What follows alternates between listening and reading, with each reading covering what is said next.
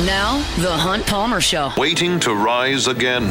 You're listening to The Hunt Palmer Show. Brought to you by Corks, Cajun fried fish and shrimp on 104.5 ESPN Baton Rouge. This is the moment you've all been waiting for. Locking down the middle of the day. Live from the Raising Cane studio. This is Hunt Palmer.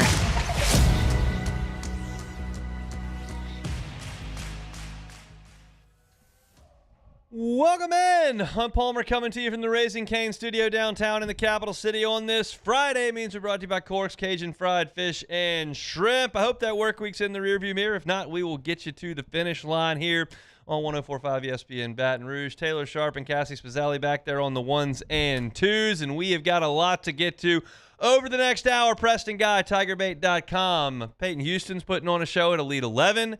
Got some news with LSU recruiting this weekend, some potential flips from the Lone Star State, potentially some intel on the current roster, as well as quarterback recruiting down the line. So lots to get to with Preston from Tiger Bait here in 15 minutes. I've got a summer baseball update. How are the Tigers progressing on Cape Cod and out west? There's one transfer who lit it up this week. We'll talk about that in 30 minutes. I still got to talk about the Arkansas Razorbacks.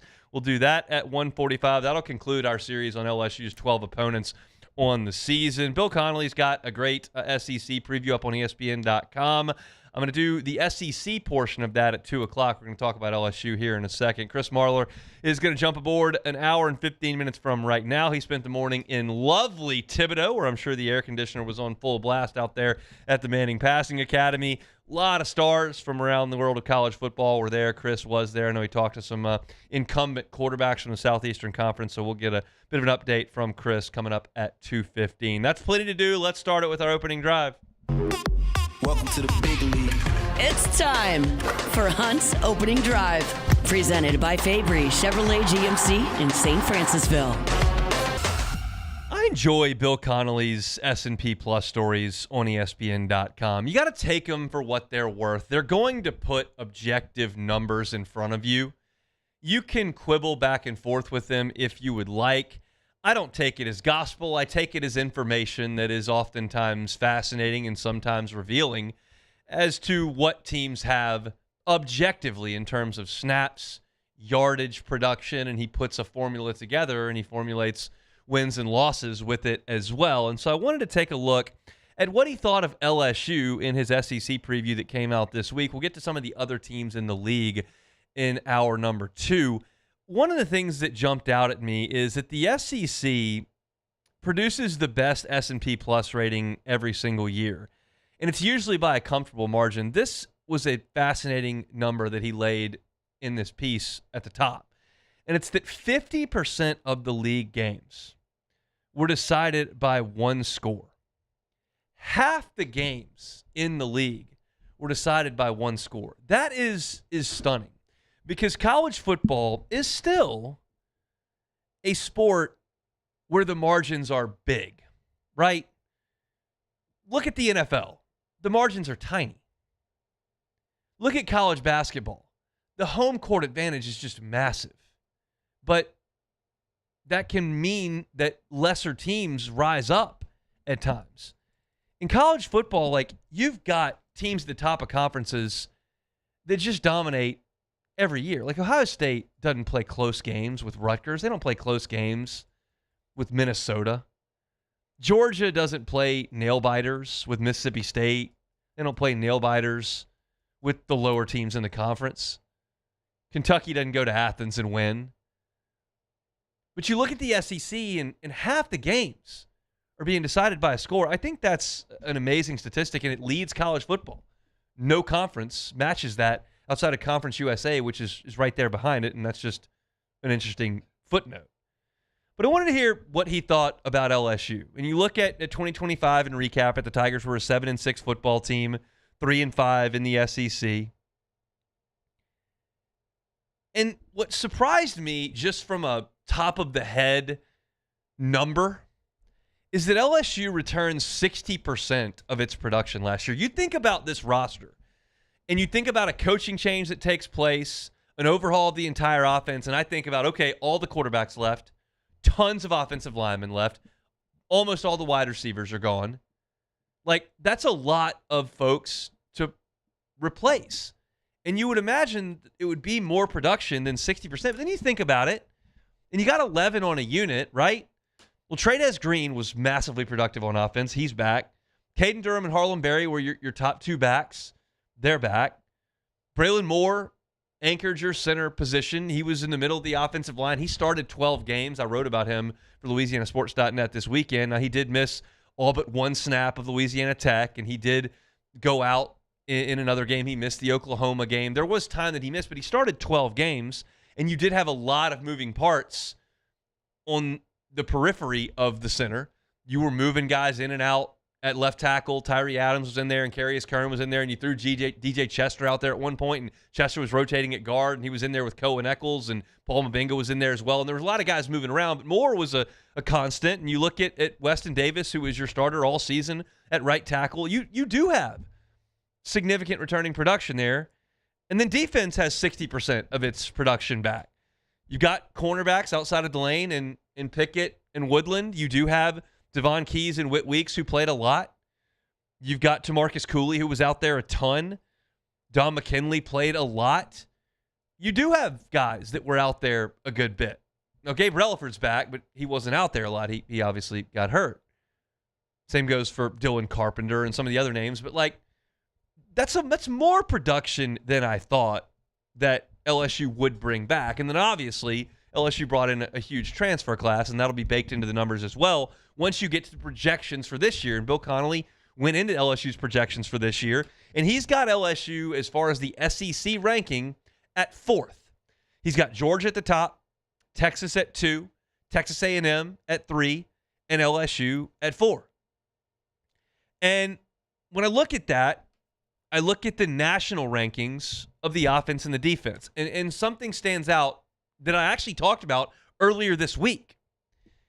LSU, based on the S&P Plus, projections on production that returns, portal guys added, what they've done elsewhere, the metrics that puts together, LSU has got on paper the number 22 offense in college football. Do with that what you will, but it's an objective matter that they put together with numbers, 22nd in the country. And you feel like, I think it's reasonable to suggest that if you take numbers on a page and you say they're 22nd, and at the same time, you would suggest that Lane Kiffin and Charlie Weiss Jr. have a pretty good idea what they're doing on offense, which I could walk the ballroom in a couple weeks in Tampa and ask 50 media members, do you think Lane Kiffin and Charlie Weiss Jr. know what they're doing on offense? I could ask 50 guys, and as long as I didn't bump into somebody from Oxford, I'd get 50 people that would go, yeah, they got a pretty good idea what they're doing on offense. So you figure if you've got the number 22 offense on paper, it's got a pretty decent chance to be better than that with the coaching that is not baked into this, right? That's offense. 22nd that you feel like could be coached better. Well, what's the defense? Second. Number 2 in the nation. LSU's defense entering this season. And that makes a lot of sense if you're going off objective data, right? Because Devon Keys was second in the SEC in tackles last year, and TJ Daugherty was first. That's just production. Whit Weeks was second in the SEC in tackles 2 years ago. That is production. Ty Benefield made 1 billion tackles at Boise State. Prince Williman has a lot of sacks to his name. DJ Pickett and PJ Woodland played a lot of football last year. Deshaun Spears had a lot of production for when he was on the field, especially with the interceptions against Florida. Had a lot of tackles as well. So there is a lot of production. Second on defense. Now, here's the interesting thing when I tell you that. It's that LSU is 22nd on offense and you feel like the coaching could be better, and they're second on defense. Well, what would that bake out into a win total on the S&P Plus? 8.5. Which means like 8-4 is like right on the table. And that is puzzling until you look at the league as a whole and you realize that you've got a league that plays 9 league games. So you've added a potential loss to everyone's schedule. You don't get that extra game against Rice. Now you're playing an SEC team. So that's going to mess with the numbers a little bit. And you've got a conference where you have a lot of games that are 50-50 that are not going to allow for that total to creep up higher because you're bunched in tighter than any league. And so I looked at the projections. There are 9 SEC teams. Count them, 9. Between a win-loss projection, a win projection, I should say, of 8.6 and 7.0. That's a win and a half. 9 of them. Texas, A&M, LSU, Bama, Oklahoma, Ole Miss, Tennessee, Missouri, Florida. 9 teams between 7 and 8.6. Georgia's the only one above that at 9.8. And then below that threshold are the characters that you'd expect. South Carolina, Auburn, Vanderbilt, who's had better years than that, Arkansas, Mississippi State, Kentucky. And a lot of these teams have to play each other because there's 9 games. Everybody can't win them.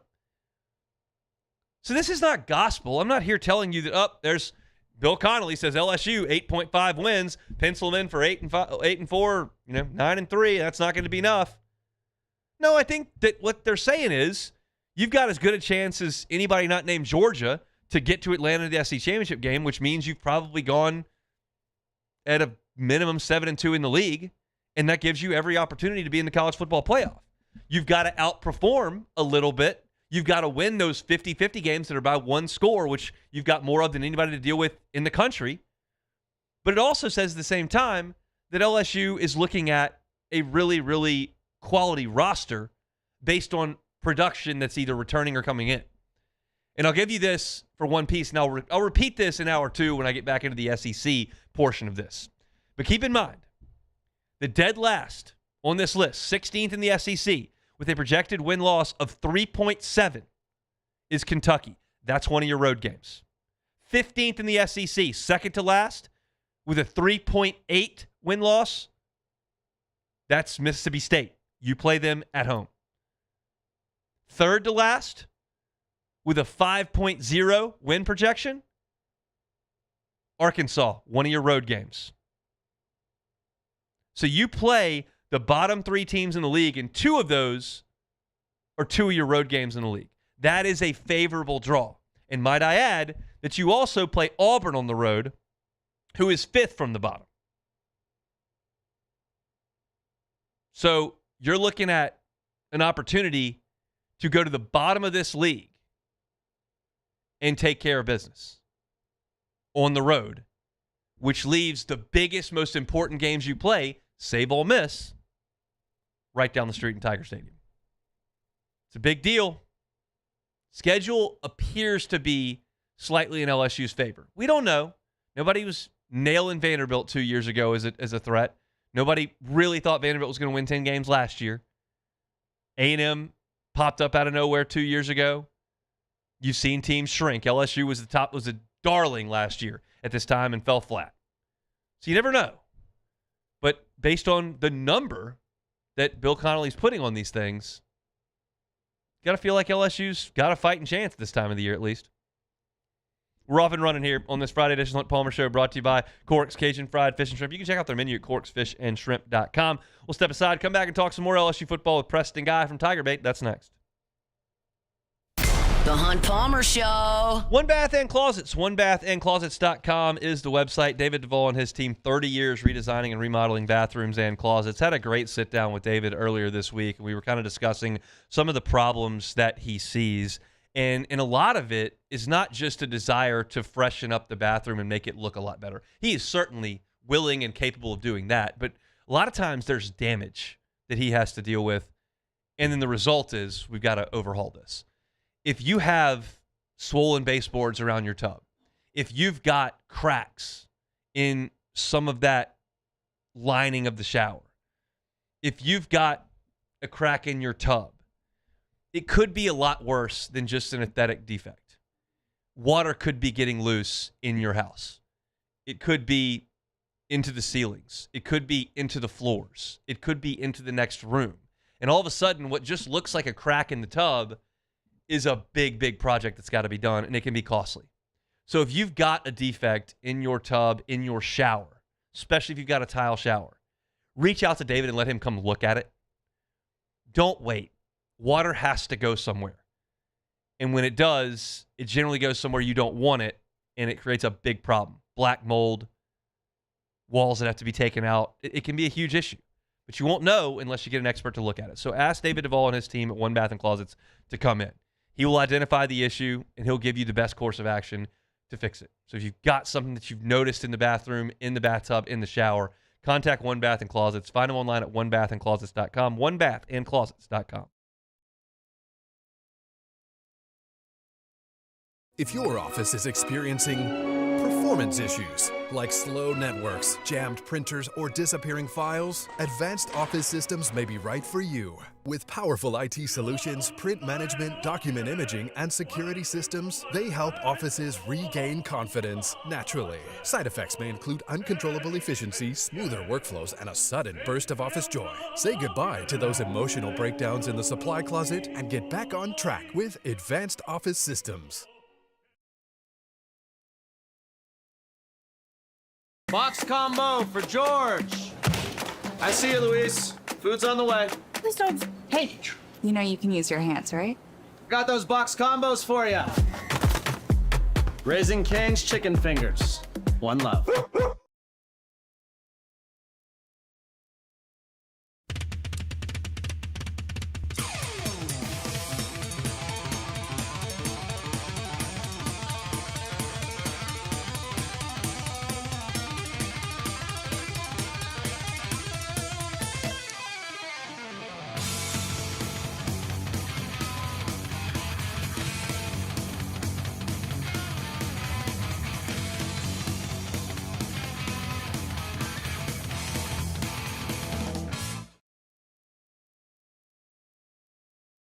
Bayou Chrysler Dodge Jeep Ram has the new 2025 Ram 1500 truck with $18,000 off MSRP plus 3.9% financing for 60 months. $18,000 off plus the 7-year powertrain warranty that comes with all new Bayou Automotive vehicles. If you need sales or service, the crew at Bayou Automotive is going to do right by you.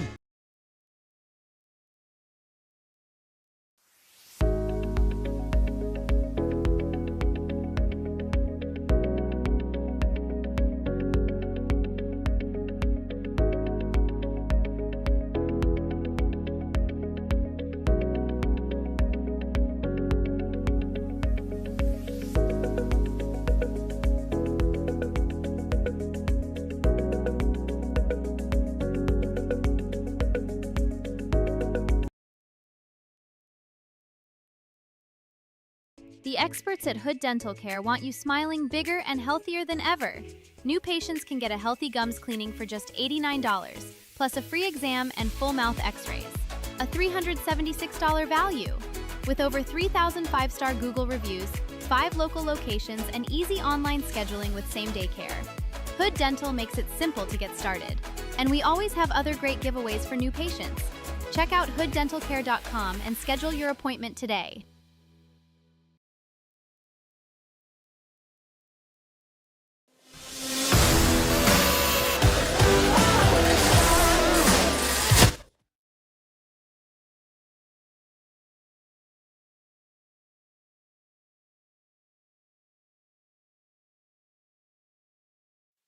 You're listening to The Hunt Palmer Show, brought to you by Corks, Cajun fried fish and shrimp.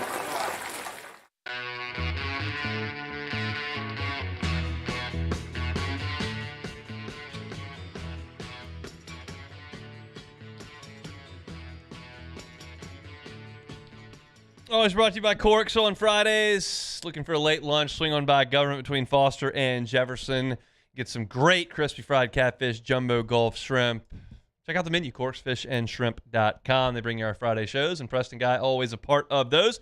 He's with TigerBait.com. Joins us now to talk some Tiger football. Preston, how are you? All right, how's it going? It's going well. It's going well for me. It sounds like it's going pretty well for Pop Houston on the Camp 7-on-7 Elite 11 summer football circuit. What can you tell us?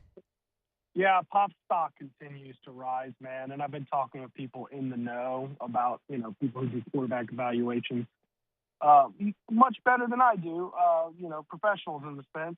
And everybody just continues to tell me one consistent thing. If this guy had a 6 in front of his height, he would not only be a 5-star, he would potentially be the number 1 player in the country. I mean, this guy has, he reads the field well. He has put up, powerhouse numbers there at Evangel. he in the May camp, the end of May camp with the Elite 11. Rivals named him the most accurate arm at the camp. And then yesterday he wins the long throw competition, heaving the ball 67 yards. So we're talking about among the nation's top quarterbacks, he's got the strongest arm, most accurate arm, and it does nothing but put up gaudy numbers on Fridays. So, I think his stock continues to rise. We're going to see him go up the rankings. I think he's going to be a guy who's going to be in contention for that 5th star. We have seen guys in that 6-foot area. He's a good 5'11". We have seen guys like Bryce Young in the past, Tua Tagovailoa at that height mark, get to that 5th star. We'll see if Pop Houston is capable to do it. He just continues to shine. I think he's got a real decent shot of being named the Elite 11 MVP at the camp later today. And you look at LSU recruiting the quarterback position, and we're still trying to get a feel for how Lane Kiffin wants to put the entirety of the roster together between portal players and high school players. And you look at what they've got on campus with Leavitt and Longstreet. Yeah. And then you look at Houston right behind them. But they're not stopping there in terms of trying to develop a pipeline of young quarterbacks, it sounds like. No, they've actually had 6 of the top 18 quarterbacks in the country on campus this summer, or since April, I should say. And LSU's, it's kind of gone under the radar. I've got a great piece on this Inside Debate right on the front page right now if y'all want to get more details. But it has absolutely gone under the radar with the flurry of 10 commitments in 30 days LSU has gotten. But Charlie Rice Jr. and Dane Stevens, they are not playing around when it comes to their quarterback recruiting. I mean, they landed that portal class, which featured Leavitt, Huson Longstreet, and Landon Clark, which I think we were happy with all 3 of those guys. And then they came in and, retained Pop Houston. Keeping him committed through a coaching change wasn't guaranteed. But, actually, those guys were the first ones to give him an SEC offer. Well, now they're pushing for a litany of guys. I've got all 6 listed on the side. He's going to go down. But I can tell you, looks like LSU's making really good progress from 2 guys in particular, Trace Hawkins and Donald Tabron out of Detroit, Michigan. I mean, it looks like LSU is getting some good, substantial progress. Now, these are quarterbacks, out-of-state quarterbacks in particular, tend to not want to pull the trigger super early in the process, although Peyton Houston did a year ago. But LSU is making some real good headways with these guys. I mean, it's definitely starting to look like they've got LSU looking like a hotbed, a quarterback destination school for high school prospects wanting to come be a part of this, Lane Kiffin, Charlie Weiss offense. And that's interesting because he talks about wanting to get his money on the field and wants to pay guys who are going to play, and freshman quarterbacks don't play a lot. So how do you digest that approach when you consider the guys that he brought in at Ole Miss were largely guys out of the transfer portal? Well, hopefully it's that they're so, they find your system so appealing that, they give you kind of a discount, so to speak. Okay. I still think you need to sign a quarterback every single year, right? You're going to lose guys to the portal. You're going to take guys from the portal. I think, if you lose a quarterback in the portal, you need to replace one from the portal. Look, the real answer here is, Hunt, if you look at the top 10 players in the NFL draft, 2/3 of the first round is still homegrown talent, guys you sign out of high school. Right now, 1/3 of portal guys being the fourth round means you absolutely can find guys. I mean, Fernando Mendoza, #1 draft pick, was out of the portal, right? So I think you're going to need to do both. I think that they are going to try to land a top quarterback every single year out of high school, but I don't see them pulling up like a Bryce Underwood type offer for any guy. I don't think they're going to shovel out, $12 to $20 million for a high school kid who hasn't proved anything. Speaking of high school last season, Michigan kind of learned that the hard way last season. No doubt. Speaking of high school recruiting, LSU's on a ridiculous heater in June. Kind of cooled off a little bit this week in terms of commitments, but it sounds like there could be more coming this way. Do you expect some good news over the next 72 hours to 4 or 5 days? I don't know about it's a dead period right now. Right. So I don't know if I expect any quite that soon, but I mean, they're definitely not done. I mean, they are still big game punting. They're still looking to fill this class out. They have 14 commitments. They averaged 16 at Ole Miss. And the number of guys that they are going after for this 2027 class, I don't particularly see that slowing down anytime soon. I particularly, if you want to go to the big name guys that are interesting, I mean, Easton Royal, I think they've made some really good shape. And in fact, Grant Shastry had a piece on our site earlier this week where, talking to sources inside the situation, they believe that if Easton Royal had to make a decision today, he doesn't. But if he did, he would probably flip to LSU from Texas. Also, Florida is still there for him, according to those sources. So, that's going to get juicy, but I expect that one to go to signing day. I think he's committed to Texas early. He doesn't want to go back and forth. I think he's going to wait until he's locked in to make a call. Also, another guy to watch out for is Jalen Brewster, who seems like the number one player in the country. Seems like every morning he's waking up and putting on LSU gear and posting workout videos in LSU gear. I don't know that necessarily means everything in the world, but LSU's very high on him, and you're definitely going to want to keep an eye on that one. I could also see that one stretching out either to the beginning of football season or signing day. Could just be some leverage to those Texas Tech pockets, which are relatively deep. We'll have to see. Speaking of big-time, 5-star, number one player in the nation type defensive lineman, Lamar Brown, one of those. He's now enrolled at LSU and here for the summer. And the question's kind of been, where does he profile? Where does he help quickly for the next LSU defense? He's thought to be on the offense, thought to be on the defense. Is he an interior player, exterior player? What are you hearing? Yeah, I got some intel on this and put it on our board this morning. Lamar Brown, there's been questions, okay, is he going to play offensive line? Well, the old coaching staff said no to offensive line, but who knows what the new one is. Maybe they see earlier play time because certainly there's way more depth on the defensive line than the offensive line, so maybe he can get in a chance to compete at guard or maybe beat out Weston Davis for right tackle. But in getting my intel, looks like they are going to keep him on the defensive line. They're going to play him primarily as an edge rusher, right? That makes sense, too, because you think about it, Deuce Gerald and Richard Anderson, they looked really good in spring ball at defensive tackle. It's going to be tough to keep those guys off the field. In addition, you've got two veterans at defensive tackle, so you're kind of really set at defensive tackle. And then at edge rusher, you've got Gabriel Relaford, who tore his Achilles. He's going to be out, so you have two veterans there, Jordan Ross and Prince William Ellen. It looks like he's probably going to be the first one rotating in for those guys, right? But he does kind of have that body build where he can scoot in and play defensive tackle. I'm hearing that they're going to use him on third down situational, pass rushing situations. They're going to slide him in at defensive tackle as well. He's obviously an incredible athlete. We'll see what they're able to get out of him as a true freshman. Preston, guys, with us on Fridays from TigerBait.com. Preston, we appreciate the time. Have a great weekend, man. All right, thanks for having me. He is Preston Guy every single Friday here on the Hunt Palmer Show. All right, I wrote a piece at LouisianaSports.net on that I write every Friday during the summer, updating the summer baseball statistics for the LSU guys. And it's always interesting because I don't really pay attention to it from Saturday through Thursday. I just pull it up on Friday and see what's happened over the last week. I'm not grinding every box score from the Cape Cod League, I promise. I am sick. I'm not that sick. But one of the transfers has had a monster week, and one of the LSU pitchers has really done a great job, but that might not be the best news for LSU. I'll tell you how things have gone over the last week in summer baseball, including what William Patrick's up to out west. We'll do that when we come back. The Hunt Palmer Show. GoTro's Outdoor Power, GoTrosOnline.com, GoTrosOnline.com. Gentlemen, ladies, it's almost the end of June. It's the 26th. I've been telling you about these deals all of June, so they're just about done. Get on by and see them this weekend and make sure you lock in these incredible deals. The Hustler Raptor Series up to $200 off.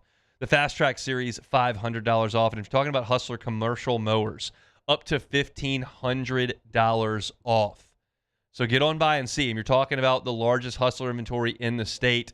You're talking about the National Hustler Deal of the Year 2 of the last 3 years.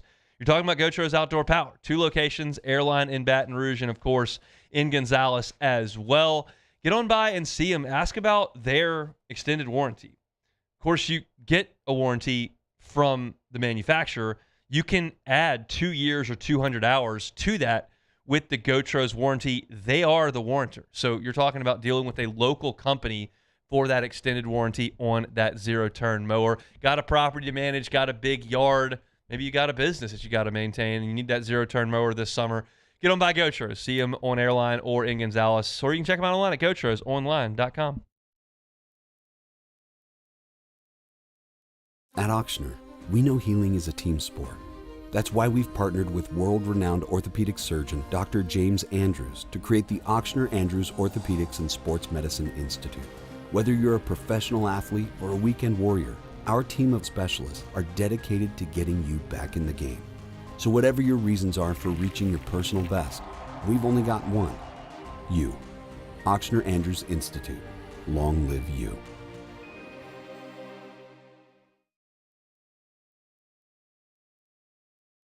Bayou Ford is taking $12,000 off MSRP on the new 2026 Ford F-150 trucks, plus the complimentary 7-year powertrain warranty that comes with all new Bayou Automotive vehicles. If you need sales or service, the crew at Bayou Automotive is going to do right by you. As a business owner, you're always focused on how you can improve the bottom line. Well, when was the last time you shopped your insurance coverage? Insurance Network of Louisiana can help.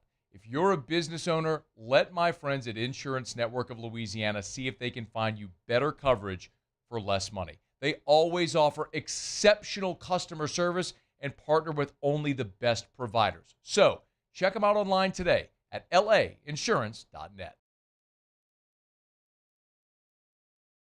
If your office is experiencing performance issues like slow networks, jammed printers, or disappearing files, Advanced Office Systems may be right for you. With powerful IT solutions, print management, document imaging, and security systems, they help offices regain confidence naturally. Side effects may include uncontrollable efficiency, smoother workflows, and a sudden burst of office joy. Say goodbye to those emotional breakdowns in the supply closet and get back on track with Advanced Office Systems.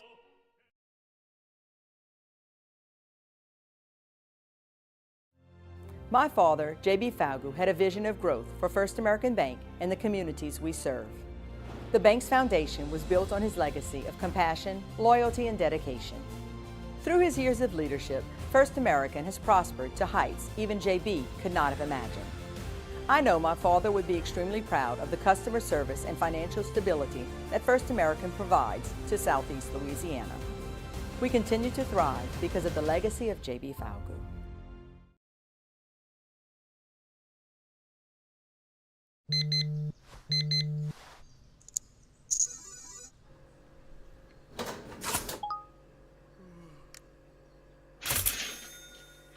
Sometimes you ignore the signs, even when they're right in front of you. Problem gambling isn't always easy to spot. Know the signs, set your limit. Learn more about healthy gambling.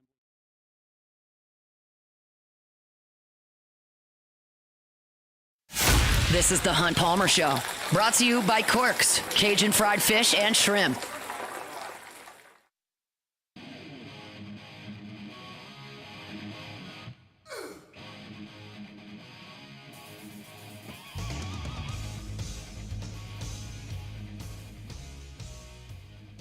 I'll remind you about my friends over at Lifetime Roofing. Check them out online at lifetimeroofingla.com, lifetimeroofingla.com. It's in the name. They certainly do roofs. They can come do an inspection. They can do a tune-up to fortify your roof. They can certainly get you a new roof as well. But that's not all that Lifetime Roofing does. They do professional installation of gutters. They do professional installation of windows, siding as well. So if it's on the exterior of your home and you're looking for a freshening up, Lifetime is happy to help you out with that. They've got an in-house department that can handle financing for you. If you're looking to finance over 18 months, they can do it at 0% if you qualify for that. If you do need a new roof at some point and you've got a sizable deductible, whether it's 2% or got a larger roof and you're thinking maybe you want to pay that a little bit over time, they can do that, and they can handle the deductible in financing as well. So check them out online at lifetimeroofingla.com. It's a roofing company you can trust. The owners are from right here in the capital city area. They can help you out in South Louisiana, and they know this part of the world. They've lived here their entire lives and understand that oftentimes when roofers are called in, that there is a significant situation, whether it's a weather event or something else. And so they know they're here to serve. They care about this community, and they'll be here for the long haul. Check them out online at lifetimeroofingla.com, lifetimeroofingla.com. All right, just taking a look at LSU's baseball players as they participate in summer ball leagues. this is certainly not something that I put a ton of stock into in terms of numbers, but I just want to keep tabs on things, and I feel like I can pass it along to you. Is probably not something that's readily available to you, and not something you're going to hear on a lot of other shows on this station if you're a person that listens for a lot of the day. So just a quick kind of rundown on where things are going. LSU has got 6 players on Cape Cod, best I can tell. Cape Cod statistics are not the most reliable. They had the wrong Cerna listed last week. It's a guy that had hit a home run. It was Texas's catcher instead of LSU's Omar Cerna. So just it's not the most reliable. I wouldn't swear in court on any of these statistics, but I do think that they're reasonably correct. It shouldn't be that difficult for Cape Cod to produce statistics, but sometimes it is. But Reagan Ricken is somebody that I'm excited to watch pitch next year at LSU, and I'm excited that he got a chance to go up on Cape Cod. You're facing some really good hitters on Cape Cod. You also are in a pitcher-friendly league because they use wood bats, and the fields are sizable. There's not a lot of home runs that are hit on Cape Cod. So Ricken's had 2 starts. I think he's going to make 1 more, and they're abbreviated. Nobody's throwing 145 pitches on the Cape or anything. There are 2 3-inning starts for Ricken thus far. So it kind of reads like one outing, right? He's got 6 innings of work this summer, 7 hits, 4 runs, only 3 of them are earned, and 3 walks, 7 strikeouts. I think that's a really nice line. His first outing was better than his second statistically. I haven't certainly seen all of them, but I think Reagan Ricken's got a chance to be a good pitcher for LSU in his time in Baton Rouge. And so off to a decent start. I think he'll get 1 more start. Santiago Garcia is having a wonderful start to his summer, and this is really not a developmental summer for him headed back to LSU, we don't think. I believe Santiago Garcia will sign and begin his professional career, and he's certainly putting on a great audition for professional organizations right now. 7 1/3 innings this summer, 3 hits, no runs, 4 walks, and 6 strikeouts. So really good work for Santiago Garcia this summer. Another pitcher from LSU who's really trying to put himself out there for the scouts is Gavin Guidry. His summer has not gone as well. 9 1/3 innings pitched. He's given up 7 runs on 9 hits, given up a pair of homers, hit 2 guys and 4 walks, does have 8 strikeouts. So Gavin sat here in studio and said he was looking to potentially sign. He had been at LSU for 4 years, did not anticipate being a 4th-year player, really not even a 3rd-year player at LSU. He thought he could play 2 years and move forward. He's getting older, and he wants to play big league baseball, so he'll try to get drafted and signed, but just a matter of whether or not somebody takes him in a 20-round draft. Now to the guys that will be coming back offensively for LSU, or coming in, I should say, because these are all transfers. Dawson Park is 3 for 15 on the summer. He does have 3 doubles. That's good. Shows bat speed, shows the ability to drive the ball. His on-base percentage is .400 up there on the Cape. He's gotten hit once and walked 4 times. 4 strikeouts in 15 at-bats, which is 20 plate appearances. So I think he's been okay on Cape Cod. Bino Waters has had an okay start as well. He's 4 for 21 on the summer. He's got a couple of RBIs and 7 walks. So his on-base percentage is up there over 400 for Chatham. And then this is the guy that's gotten really hot. If you remember, if you were listening last week, LSU had a player, Jason Wax, who was 0 for 15 to start Cape Cod play. Well, he turned around after an 0 for 15 and went 9 for 16 this week on an absolute heater, had 3 doubles, walked a couple of times, drove in 3 runs. He also stole 2 bases, which I liked. So he's got his batting average, which he started 0 for 15, and his Cape Cod batting average is now .290. So if last week you were listening to me going, wait, this guy we brought in who's been playing on Tulane's schedule against that competition went up to Cape Cod where the pitchers are actually good and draftable and went 0 for 15, what have we done? Well, I can't promise you he's hitting 340 next year, but he did have a monster week with a wooden bat against really good pitching, going 9 for 16 this week, so that's really, really good for him. William Patrick's statistics did not change this week. I don't know if he has come home. I don't know if he's a little bit banged up. I'm not sure why he doesn't have any statistics updated, but Jack Ruckert's on his team, and Jack's were updated, so it stands to reason that Patrick may not have played this week. I'll look for a reason why, but I don't have one. But Jack Ruckert has had a nice start to his Pacific Empire League summer. He needs to play a lot. Ruckert has a .308 batting average thus far. He's also walked 16 times, so his on-base percentage this summer is .517. It's a very, very high number. Low strikeout number, just 3 strikeouts in 39 at-bats. If you add in The walks, you're looking at about 55 ABs, and he's only got 3 strikeouts. So Jack Ruckert's handled the bat pretty well. I will say this. I'm a little dubious of the huge walk totals for Patrick and Ruckert in this Pacific Empire League that I don't know a lot about. I've got a pretty good handle in the Northwoods League, in the Cape Cod League. Obviously, if you go play in the MLB Draft League, like there's some real projectable players there.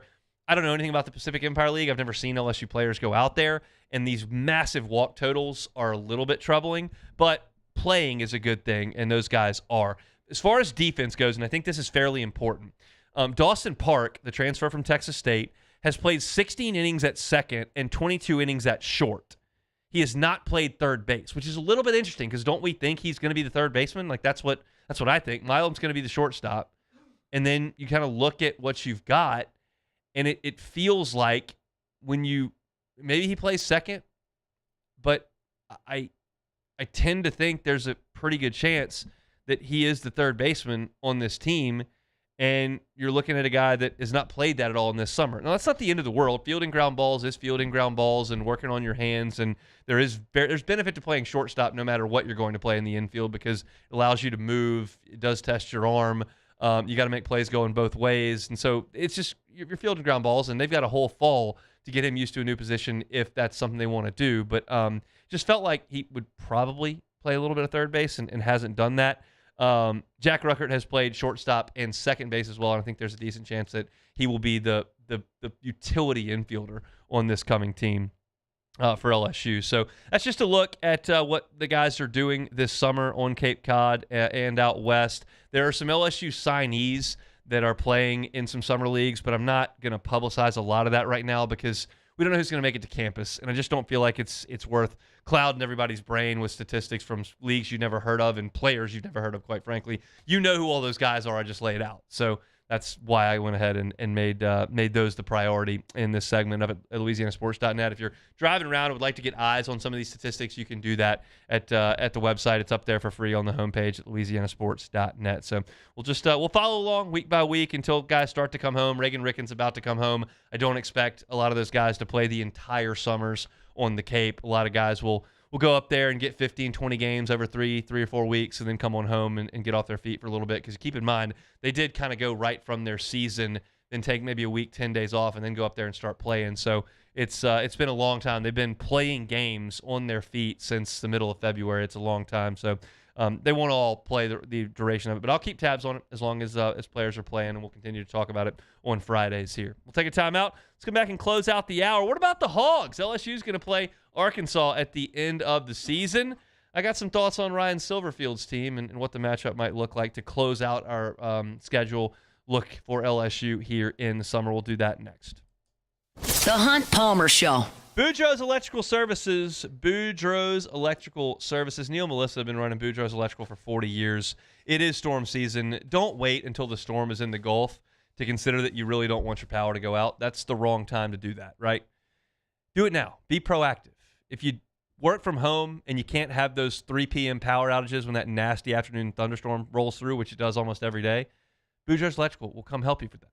I promise you can buy that Generac home standby generator from the big box store. You can do that. But why? Because they're not going to contact you afterward. They're not going to come do that maintenance. You may not hear from them again. Go with a local option that has a local team to install it, has a local team to monitor that generator 24/7, and has a local team to come out and handle any mechanical issues if they should arise so that when your power goes out, whether that's a winter storm, whether that's a hurricane, afternoon thunderstorm, or somebody just drives off the road and hits a pole. That happens in Louisiana too. Boudreaux's Electrical can make sure your power stays on. Check them out online at boudreauxelectrical.com or give them a call, 985-397-1562, 985-397-1562, or the Gonzales location at 225-300-9389. That's Boudreaux's Electrical.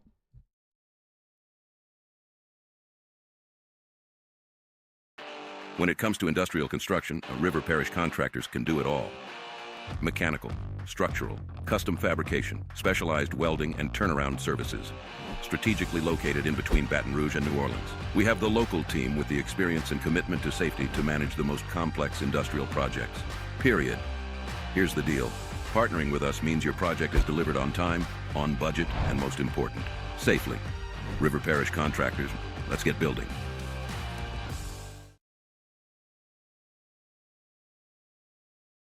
Bayou Chrysler Dodge Jeep Ram has the new 2025 Ram 1500 truck with $18,000 off MSRP plus 3.9% financing for 60 months. $18,000 off plus the 7-year powertrain warranty that comes with all new Bayou Automotive vehicles. If you need sales or service, the crew at Bayou Automotive is going to do right by you.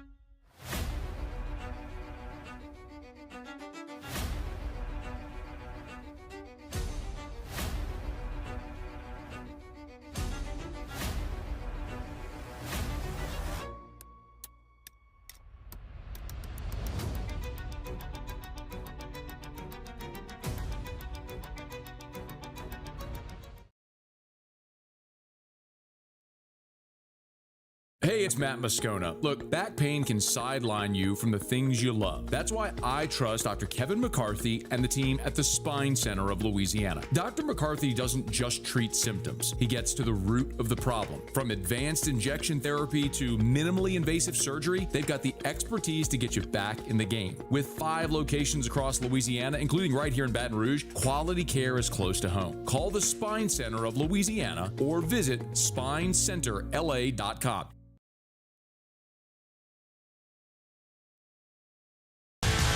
Eagle 98.1, the rock station. Home of the Woody Show in the morning. Scotty Mack with Rock at Work. Michelle Southern with Southern Rock. Home of LSU sports since 1998. And rock for Baton Rouge since 1985. Take us anywhere with the Eagle 98.1 app. To join our VIP fan club, text ROCK to 225-499-9898. Eagle 98.1, the rock station. As a business owner, you're always focused on how you can improve the bottom line. Well, when was the last time you shopped your insurance coverage? Insurance Network of Louisiana can help. If you're a business owner, let my friends at Insurance Network of Louisiana see if they can find you better coverage for less money. You're listening to The Hunt Palmer Show, brought to you by Quirks, Cajun fried fish and shrimp.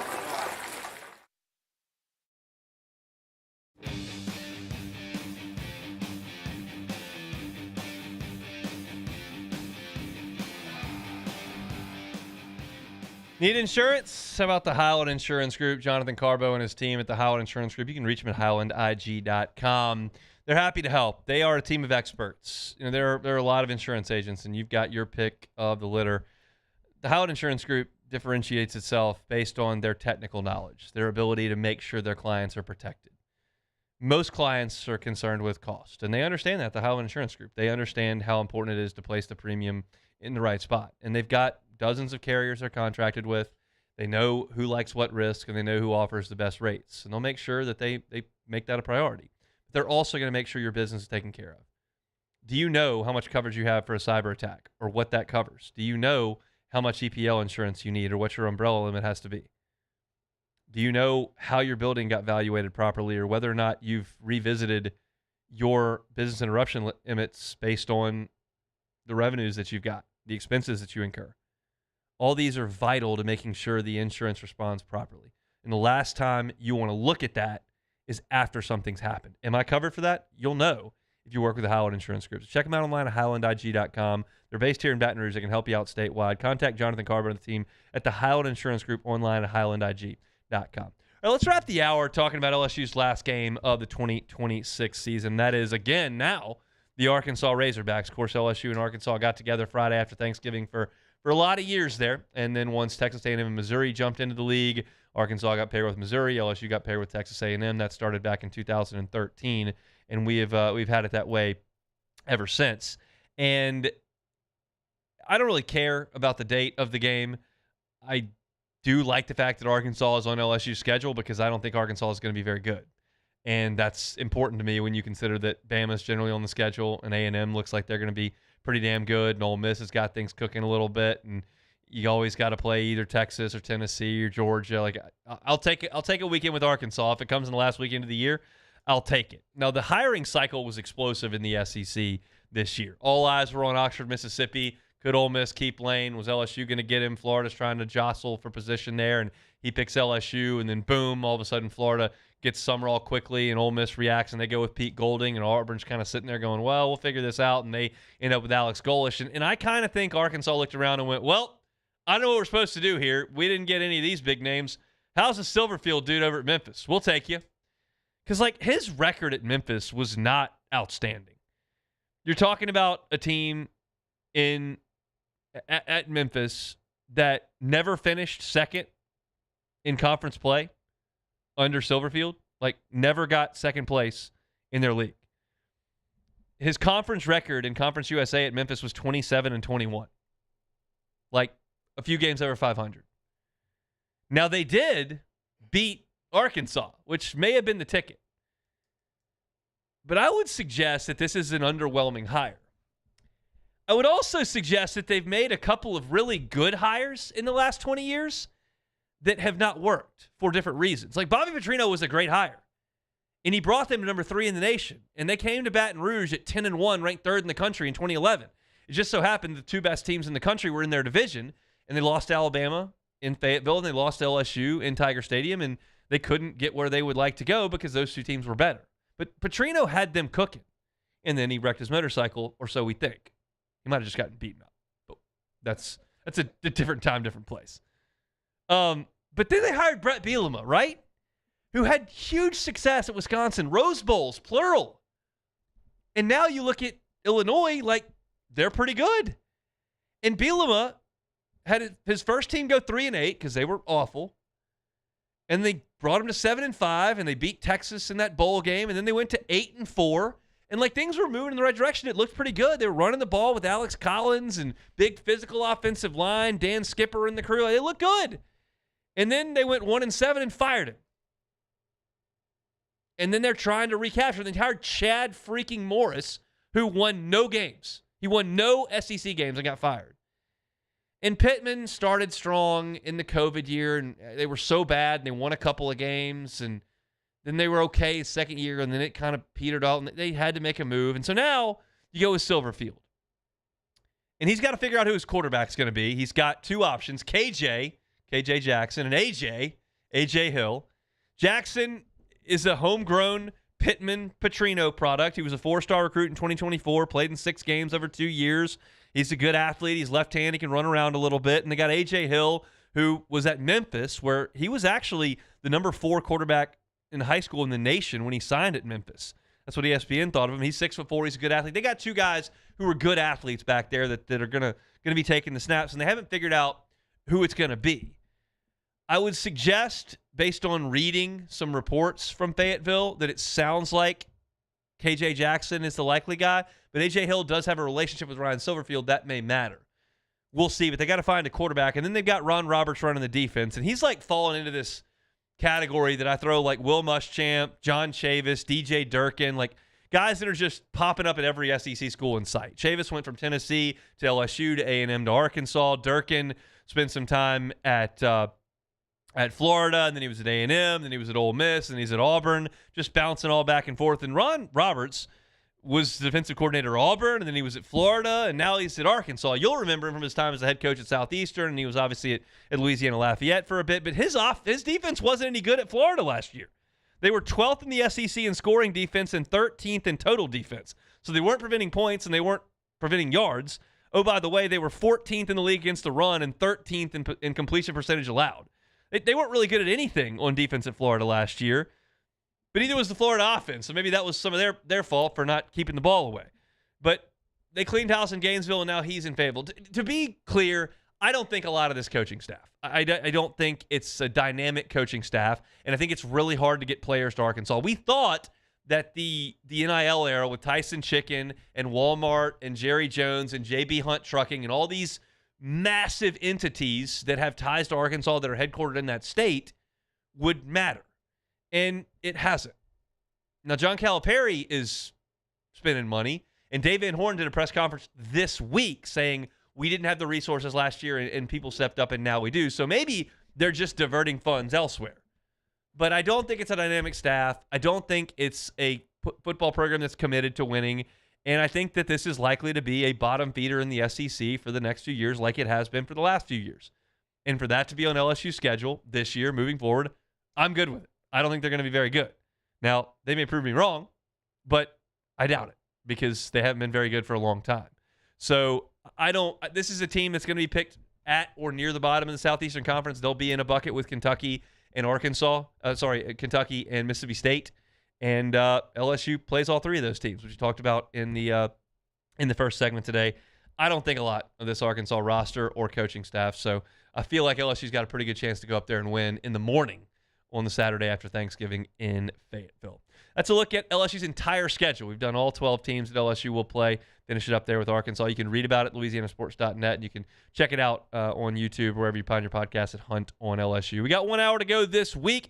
We're going to start it off with Bill Connolly's SEC preview, and we'll check in with Chris Marler in 20 minutes. He was at the Manning Passing Academy. Foster Sports Center, come back with us. The Hunt Palmer Show. Fabry Chevrolet GMC, FabryChevrolet.com. FabryChevrolet.com is that website. No, they've been at this for almost a year now, 10 months. They've been operating at Highway 61 in St. Francisville. So if you're now looking for a vehicle for the summer, trying to get ready for the fall, making sure everything is all set for school, you can go see them at Fabry Chevrolet on Highway 61 in St. Francisville. It's a click society. We shop online first, right? And you can do that at Fabry Chevrolet. They've got an incredibly user-friendly website that allows you to sort by mileage, sort by make and model, sort by price, sort by almost anything you're looking for, including trim or color. All that is right there, new, pre-owned, at FabryChevrolet.com. Start your process there. You see something you like, you want to test drive it, go see them on Highway 61 in St. Francisville. It's just a short drive from Baton Rouge.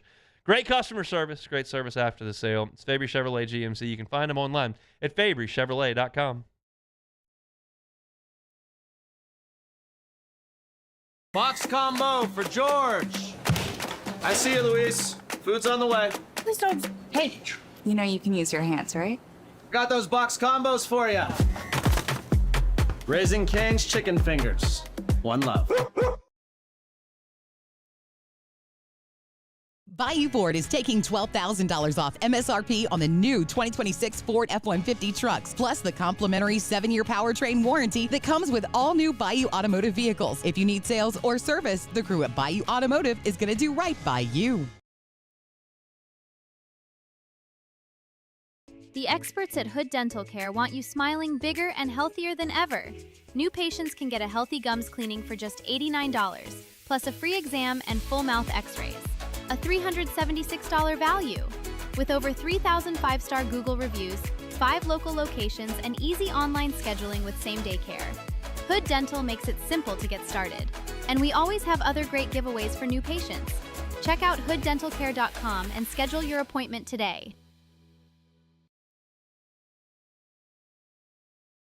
As a business owner, you're always focused on how you can improve the bottom line. Well, when was the last time you shopped your insurance coverage? Insurance Network of Louisiana can help. If you're a business owner, let my friends at Insurance Network of Louisiana see if they can find you better coverage for less money. They always offer exceptional customer service and partner with only the best providers. So check them out online today at lainsurance.net. I've been in banking for over 35 years. I usually start about 7:30 in the morning, and I usually leave somewhere around 5, or if customers need me to meet them at their house or their business places, I don't mind going after hours. I have done churches, subdivisions, retail centers, hospitals, and nursing homes. And that's why we chose to live in this community, because of the values First American Bank has, that I can serve my community and my customers.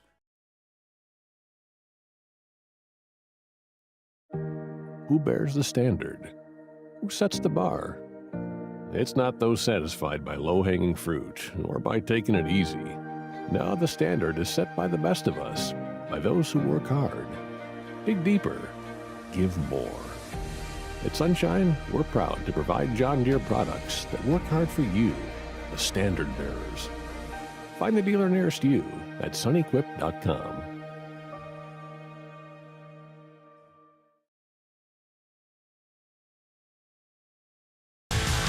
Eagle 98.1, the rock station. Home of the Woody Show in the morning. Scotty Mack with Rock at Work. Michelle Southern with Southern Rock. Home of LSU sports since 1998. And rock for Baton Rouge since 1985. Take us anywhere with the This is SportsCenter. I'm Ed Benkin, and we start with baseball, where the Mets have fired manager Carlos Mendoza. New York is off to a 34-47 start this season. Former Padres manager Andy Green takes over as interim manager for the remainder of the season. The Mets open up a weekend series at home tonight against the Phillies. At the World Cup, Norway and France and Senegal and Iraq about to get underway. While the U.S. is getting ready for the knockout round, and National Soccer Hall of Famer DeMarcus Beasley on ESPN Radio talked about what will be considered a success for the Americans. I think a quarterfinal setup is an achievement for this team. Yes, we're talented. Yes, we have good momentum going into the round of 32 and to the knockout stages. But in the past, we have yet to beat powerhouses with this team. The U.S. will play Bosnia-Herzegovina on Wednesday. The first round of the NHL draft takes place tonight in Buffalo. Coverage begins on ESPN at 7 Eastern. The Avalanche have re-signed defensemen Brett Kulak and Brent Burns. News to the WNBA, Indiana's Caitlin Clark will miss tomorrow night's game against Los Angeles. Clark continues to deal with a back injury, which was worsened in her last game. Hey, it's Michelle Smallman, and coming up Monday with NBA free agency on the horizon, I'll tell you which teams need to go superstar hunting if they want to compete for the title. It's Unsportsmanlike, 6 a.m. Eastern, right here on ESPN Radio, ESPN2, and ESPNU.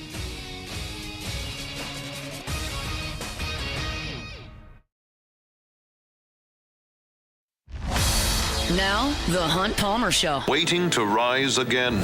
You're listening to The Hunt Palmer Show. Brought to you by Corks, Cajun fried fish and shrimp on 104.5 ESPN Baton Rouge. This is the moment you've all been waiting for. Locking down the middle of the day. Live from the Raising Cane studio.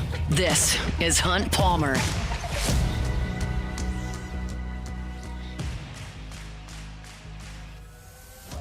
Hour 2, last hour of the week here for the Hunt Palmer Show, brought to you by Corks Cajun Fried Fish and Shrimp. Their menu's always online at corksfishandshrimp.com. Chris Marler coming up in 15 minutes. He was at the Manning Passing Academy earlier today. Saw Trinidad Chambliss out there, saw John Mateer out there. No LSU representation out at the Manning Passing Academy. Sam Levitt may be healthy enough to be there, maybe not. Either way, he was not there, but we'll hear what Chris was able to view and ask today at the Manning Passing Academy down there in Thibodaux, where I got to imagine there are some people traveling from the East Coast, the West Coast, maybe even the Midwest, that come down to Thibodaux at the end of June and are like, this is the hottest place on earth. We'll see. Also want to see if any counselors got drunk on Bourbon Street and didn't show up for their assignment, which may or may not have happened with Johnny Manziel back in the day. We'll get some of that information from Chris Marler coming up 15 minutes from now. Right now, I do want to talk some SEC football. Bill Connolly's S&P 500 SEC preview is up. And I talked about it at the top of the show in regards to LSU, and I'll revisit this nugget that he gave, that there are 9 teams that have a win projection between 8.6 and 7.0. And the SEC has half of its games decided annually by a touchdown or less. And that is really fascinating. And I think it allows for the most teams in the league to make a push. You look at the Big Ten, and I think it would really surprise people if someone outside the group of Ohio State, Michigan, Penn State, Indiana made a push, right? For the SEC, would you be surprised if Georgia made a push? No. Would you be surprised if A&M made a push? No, they've both been in the playoff. Same with Ole Miss. Tennessee's been in it. Bama's been in it. Oklahoma's been in it. Texas has been in it. I don't think you'd be stunned if LSU made a move. Like, there are just more teams toward the top that can make a push out of the SEC. Now, that leaves the door open for more teams to fall flat, but it's just a league that offers a lot of depth. I would suggest it's not as top-heavy as it has been, and absolutely, the Big Ten has beaten up the SEC the last couple of years. Indiana just toyed with Alabama, toyed with them. Miami beat Ole Miss. Took them to the last play, but they beat Ole Miss. Miami went to A&M and stuffed them in a locker. Didn't let them move the ball offensively at all. And that's obviously the ACC, but you've seen some of the teams from the SEC show up. Tennessee went to the Big House and just got clocked. So, yeah, the SEC is not dominant to the point that it was, but it's still got a lot of threats, I would suggest, at the top. There are some teams I want to talk about briefly, and Taylor, I'll get some of your thoughts on these, just big picture as we come through. This is not meant to be a deep dive on anybody on June the 26th, but I'm looking at returning production, and South Carolina leads the way. They're 5th in the country in returning production. Lenora Sellers is back. My inclination is not to trust South Carolina to do anything close to what they did 2 years ago. I think they had a great month.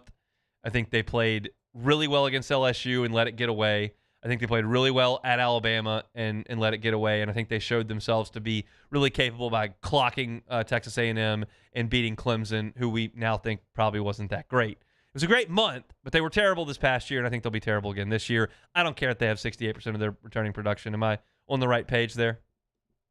Yeah, absolutely. I'm tired of hearing about Nick Harbor and how he's this athletic freak. Honey's not that good of a receiver, man. I mean, we've been waiting 3 years. Last year, 618 yards, 6 touchdowns. That's by far what he's done, and Lenore Sellers isn't a good enough quarterback to get him the ball. So, no, I don't trust him. So here's the other end of the spectrum, because Carolina's first. Last in the SEC in returning production is a team that did back up a good season with another good season. So do you trust this staff to keep it rolling without two of their biggest pieces at tight end and quarterback? That's Vanderbilt. They're last in the SEC in production. My gut tells me, I can't name one player on Vanderbilt's team, not one. So I want to be very clear about that. My gut tells me I'm not going to trust Clark Lee and that staff to churn out another 8, 9, 10 win season without Pavia, without Stowers. I'm just not going to say, oh, well, they've got a great coaching staff. They'll just figure it back out. I would suggest a regression's coming. Yeah, they're probably going to start Jared Curtis, 5-star freshman. I remember him. It's tough to start as a freshman in the SEC. I think it's going to be a struggle this year. I admit this. Like, I'm not trying to be coy about anything. I lean on chalk. You're not going to hear a lot of super bold projections from me in July. Like, I want to see it before I really buy, especially this day and age where there's so much turnover on every single roster. Now, Oklahoma's a hot button team. They're top 10 in the country in returning production. They're 7th. They're 3rd in the SEC. Mateer's back. That's a polarizing figure at quarterback. And I do trust Venables on defense. I think they'll be really good on defense, and I'm not sure that offense is great.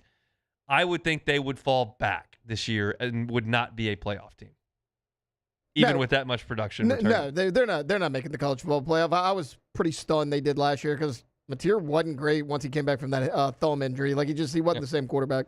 Okay, I know where you're going to go on this one, and we'll be on opposite sides.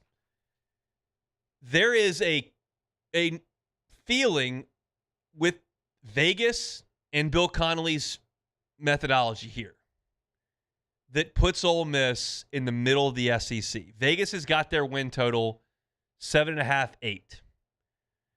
And Bill Connolly's got their projected win total at, let me make sure I've got this right, at 7.2.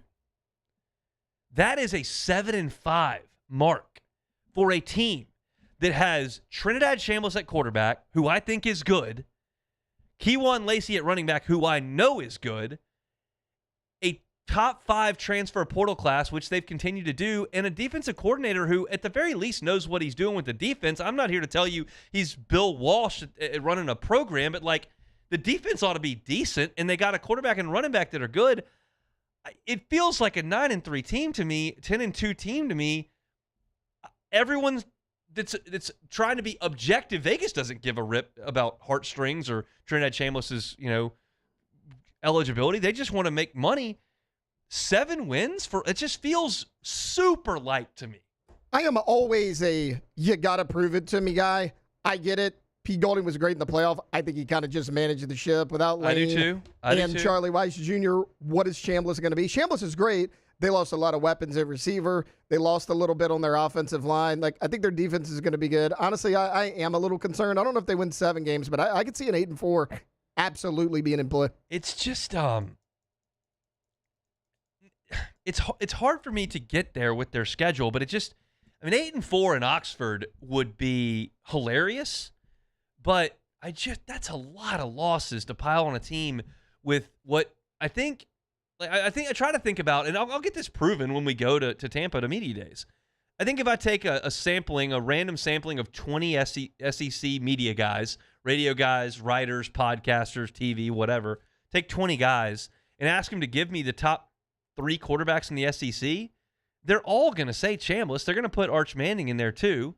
But, like, I think you've got one of the best quarterbacks, and I think a defense that should be functional with the coach that knows what he's doing on defense. Plus, you can just hand it to Lacey. That seems to work pretty well. It wasn't like they had a bunch of first-round pick offensive linemen last year. I know they lost their 2 tackles, but that just seems so light to me. But it's part of the deal that I talked about in the first segment with LSU is that there are 9 teams bunched between 8.6 wins and 7 wins. So they think there are 9 teams that look like they're 8-4 teams, 7-5 teams. And then if you make that one play and get that interception late in the fourth quarter or convert that 4th down to run the clock out or whatever the case may be, and you get that thing to 10-2 instead of 8-4 and you make 2 plays, that's the differentiator. There's just not that big a differentiator for Ohio State this year. It's just not. They're going to go out there, and if they're the worst they can be, they're 10-2. That doesn't exist for almost anybody in the SEC. They say it is for Georgia. Their projected win is 9.8. That's 10-2 on kind of the high side. So it's just a balanced league that maybe lacks the 800-pound gorilla that Saban had and that Kirby seemed to have 4 years ago, and that's just not quite there. And you can take Texas A&M, LSU, Bama, Oklahoma, Ole Miss, Tennessee, put them in a hat, shake them up, and there's probably a 10-2 in there, but there's probably a 7-5 in there, and I don't think you can get anybody to nail it down at this point in the calendar. That's, I guess, why they play the game and what makes it so exciting. But the SEC is really packed. Again, to say what I said at the top of the show, I don't see Bill Connolly's S&P Plus as like this gospel that just it predicts the future. I do see it as an interesting talking point this time of year and some objective data that is interesting. If you look at returning production and continuity, like that is objective, what teams have coming back.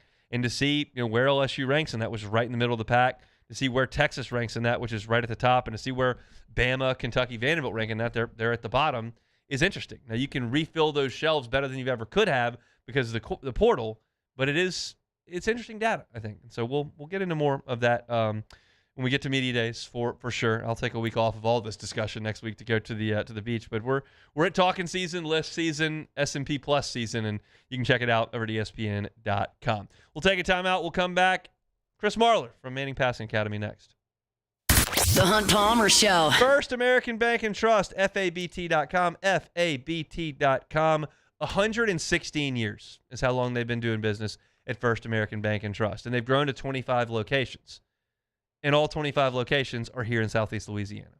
So if you want to pick up the phone and contact your bank, you want to apply for a loan commercially, when you pick up the phone or you apply for that loan, the decision-making, the other end of that line is right here in Southeast Louisiana.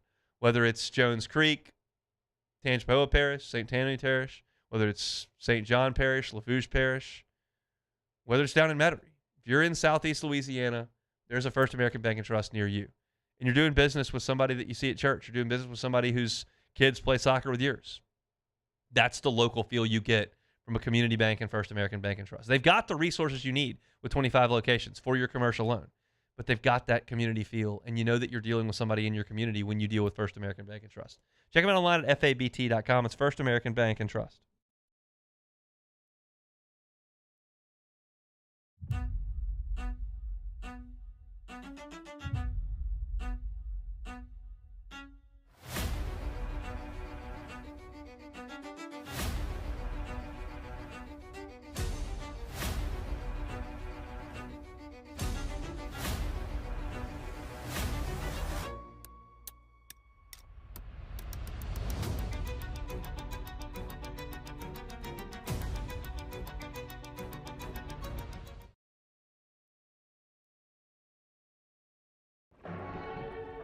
These are the luckiest ice cubes in the world. They could have been a thankless bed for an all-you-can-eat salad bar. But instead, they've been called upon to cradle and cool a crisp, refreshing Dos Equis. Looks like the lucky just got luckier. Dos Equis.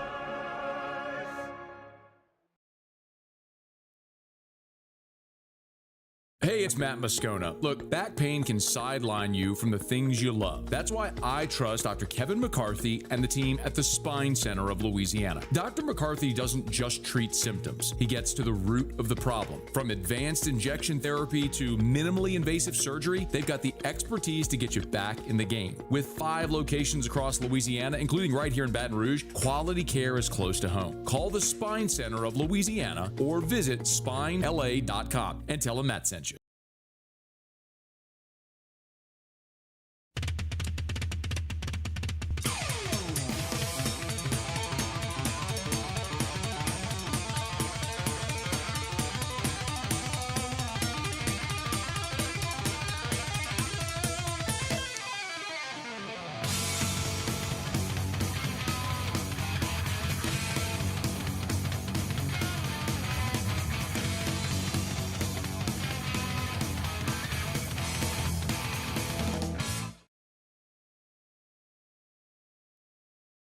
Hi, this is Beth Serena. Welcome to my pool.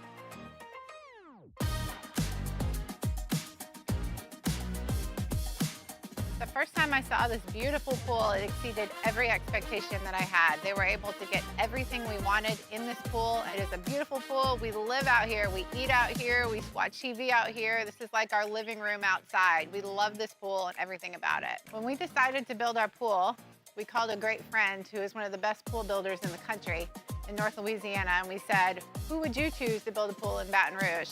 And without a hesitation, he told us Russell Pools. He said their history, tradition of great builds, great pools was unmatched. You're listening to The Hunt Palmer Show, brought to you by Corks, Cajun fried fish and shrimp.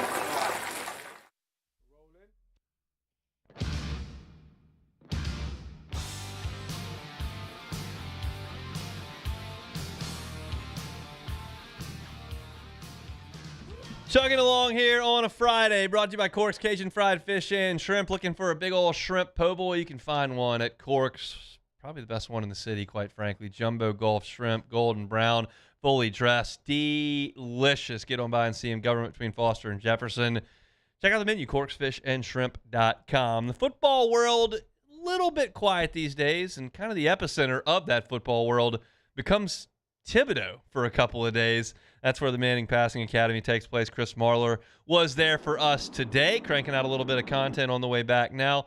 Chris, how are you, sir? Well, I'll tell you what, I'm not even joking around. The only thing keeping me going on this stupid drive is the idea of that fried okra and the shrimp po' boy from Corks. Yes. So I'm very much looking forward to get back to Baton Rouge and Government Street. But I'm doing great, man. I'm doing great. Thanks for having me on. I have important questions to ask you. One, did any of the camp counselor college quarterbacks get super drunk on Bourbon Street last night and oversleep? Did that happen? That did not. They were giving away DVD collector series from the 2013 Passing Academy. I'm not kidding. It was like boxes of it, and they were like, "Do you want one of these?" And I was like, "No." And but apparently that was from the Manziel year, and I don't know if he's going to sign them or what. But no one seemed to have done that. And I have another question. It's very important. I know that you saw Trinidad Chambliss there. How are his tonsils? Is everything okay? I want to make sure that's all taken care of. That's a big talking point. So he was actually under the advisement of a Mississippi judge. Okay. He did not speak. Okay, no, good. He was there, and he looked great. He was very cordial and kind, and part of me wanted to ask him, like, hey man, like, if Sorsey would have had the same judge you had, like, what do you think you would have been able to get away with? But I just asked him what his favorite gas station fried chicken was instead, because I'm a big J journalist, and that's what I do. We like to hear that. Give me a thumbnail. Like what big names are there? I know Trinidad Chambliss was there. I know John Mateer was there. Any others that stood out? So Arch was there. Obviously. Fernando Mendoza's little brother was there. Alberto, Gunnar Stockton, Marcel Reed, Camario Taylor. It was kind of odd. They had C.J. Carr from Notre Dame, and he was seated next to Minchie, the Notre Dame transfer, who's in Kentucky now. And there's about, I think they said 40 to 46 total college players that they have come out and help with the camp. It's a massive, I thought it was like 100 people, dude. It was like 1,000 people at a very big operation. But that was all the people that were there. About half of those, about 10 total, showed up to the actual media scrum to talk. What was an interesting nuggets you picked up from chatting with some of these high-profile quarterbacks?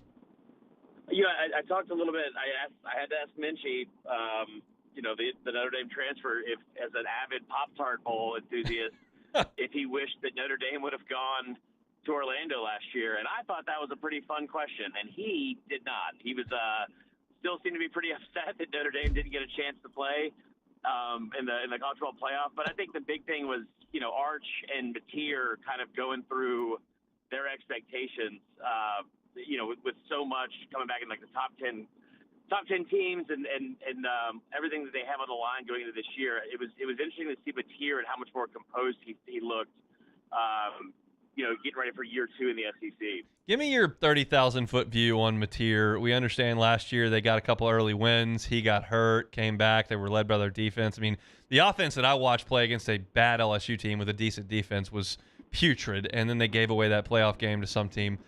So what did you think of Mateer's year last year, and what are your expectations coming into this year? I mean, I'll preface by saying he's a great interview, and he seems like a great kid. I think if we're just having an honest conversation about his skill set, he's got a very high ceiling, but I think that the high ceiling is probably more catered to lesser competition. And everyone talks about how last year, he was the leading Heisman Trophy candidate leaving September. Yeah. And everyone talks about how he broke his hand, and that's probably what went wrong with like the rest of the season offensively. But that also just coincided with when they were actually playing good competition. And I think that he's got a lot to prove against really good defenses and like ranked opponents and like the win they had against Bama. I want to say he was like around like less than 58% completion and about like 150 yards. If they're going to get back to the playoff, I think the defense can still be the catalyst that gets them there, just like last year. But if they want to win games in the playoff, I think he's going to have to be taking a huge step forward. With Chambliss, would you be more surprised if he was a Heisman finalist or more surprised if he wasn't first, second, or third team All-SEC? Oh, that's a good question. I would be more surprised if he was a Heisman finalist. Listen, I think he's a really great quarterback, and I love the kid they got, the OC they got from East Carolina. John David Baker. Love that name. Yes, that is him. I knew it's like he has 3 first names. Some people in the South have 2, and he has 3. So I think the interesting part is it's great that when Kiffin left, everyone at Ole Miss was like, well, it wasn't Kiffin as the mastermind. It was Charlie Weiss. And now it's like, well, guys, both of them are gone. Yeah. And like a lot of the targets, I just worry that they're not going to have enough around him to be as good as they were last year. I don't think they're going to fall off the face of the earth. I just don't think with a first-year head coach in a 9-game SEC schedule that the idea that they're going to go 10 wins, it seems absurd to me. That's what we just talked about in the last segment. I was going through Bill Connolly's S&P Plus, which has Ole Miss as a projected, basically a 7-win team, and Vegas is over-under somewhere between 7.5 and 8, depending on where you're shopping. I just think that sounds light because I think Golding's defense is going to be good, and I think you've got a really good quarterback and a really good running back. I struggle to get Ole Miss to 7-5. It doesn't sound like you do. So here's my thing with Golding, and I know he's a defensive coach. I know he coached under Saban. I watched that man drop Will Anderson in coverage multiple times on third down. It's hard for me to get over that. But I'll say this too. I love Pete Golding as a coach. I think he's got this program going in a great direction. I love that, like what he's been able to do recruiting. He seems very, very all ball, right? He doesn't care about all the outside noise. Here's the thing. Every even good coach, not just average coach, but good coach, in year 1 of the SEC has their struggles. Saban lost to Louisiana Monroe and lost 4 straight in November. Kirby Smart lost to Vanderbilt on a 4th and 1 jet sweep that he ran with a receiver when he had Nick Chubb and Sonny Michel in the backfield. Great coaches still have a really hard time in year 1 as a head coach, especially in this conference. I don't look at that schedule and I see Oklahoma, Texas, LSU, Georgia. I don't know if he wins, any of those games, let alone half of them or all four. But how do you make sure you avoid the game that you're not supposed to lose? And that's where I think that at some point he's going to run into that same problem that every other coach in this conference runs into. Let's talk about another guy that you mentioned that won't get a lot of pub because I don't think anybody thinks his team's going to be very good. But Camario Taylor is a heck of an athlete. He ran for like 160 yards against Ole Miss last year, even though his defense couldn't stop anybody in that game. That feels to me, with Lebby coming in, I guess he's 1-15 in SEC play in 2 years. Hell yeah. Napier was married to DJ Lagway to save the program, and it didn't work. And now it feels like Lebby needs Camario Taylor to do something. They don't got to go 6-3. But they got to go 3-6, I would think. Like, do you think that's possible with the athleticism, Camario Taylor scoring some points in Starkville? It's honestly, I hate to have a cop-out answer. It's just hard to answer that because there's so many question marks around him. And I think with a school like, or a program like Mississippi State, they brought in so many players from the portal. Yeah. You know, like I don't know. Like Fluff Bothwell was supposed to be really great last year. Like, is he going to have some help in the run game? Or like, is the offensive line going to be improved even though they lost a ton of players? I think he is going to be good enough to beat someone. Like they're gonna jump up and knock off somebody at some point this season. They shouldn't. I just don't know if it's going to be enough because I think he can be really good. He averaged over 350 yards per game of offense in his 2 starts, but that was, you know, Ole Miss and Wake Forest. I don't know how that translates to a 9-game schedule. So I feel like the ceiling is. I'll tell you what. Here's the thing I know about Mississippi State going into this year. If he is a 4,000-yard offensive year and 30 touchdown guy, what does that move the ceiling to? From like 5 wins to 6 or 7? Like I don't know how good he has to be for them to be average. It's really hard, and they're second fiddle in that state by a mile right now, and money's hard. It's such a really hard job. It pays well. It's a hard job that Jeff Levy's got there. Last one, did Marcel Reed have anything to say today, and how do you feel about him after they've really not scored enough points in some of their big games? He was not here. I thought you said he was. He was there, but he didn't do the interview. Oh, okay. Like he didn't like there was like 40 quarterbacks there. 20 were supposed to do interviews, and only 10 showed up. So it was great. It was like our government for a hunt. I don't know. I know you want to talk about that on air. Yeah, for sure. That's an hour 3.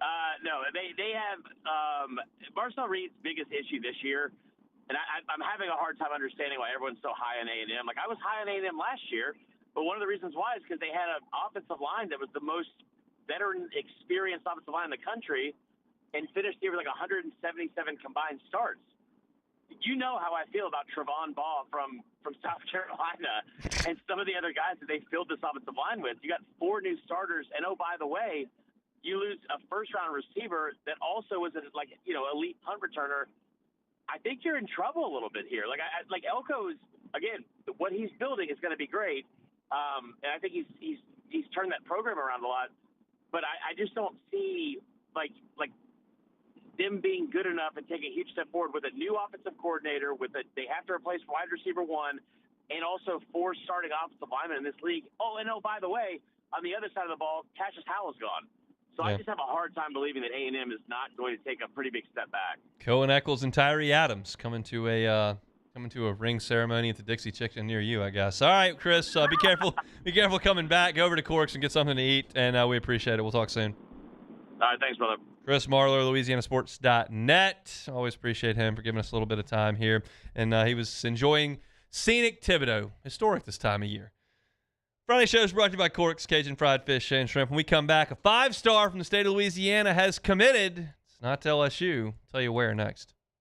The Hunt Palmer Show. Swing Easy Golf Club in Baton Rouge. SwingEasyGCBR.com is the website. The weekend is here. If you don't have a tee time or you don't have 5 hours to go play that round of golf, make it quick. Go to Swing Easy. You can play 18 holes by yourself in 45 minutes. You can grab a group, play a foursome at Pebble Beach on the simulator. You can do that in an hour and a half. Cold beers available, seltzers available, glass of wine available, crank some tunes, watch the World Cup on TV.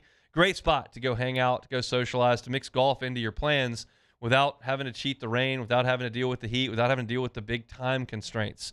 Golf's great. I love playing an outdoor round. I'm going to play a couple next week while we're out on vacation. But if you don't have time to get that done or you just want to do it inside where you don't have to deal with a 95-degree temp, Swing Easy is an awesome, awesome spot to go get that done. They are on Segan at Perkins. You can find them online at swingeasygcbr.com. Swing Easy Golf Club in Baton Rouge.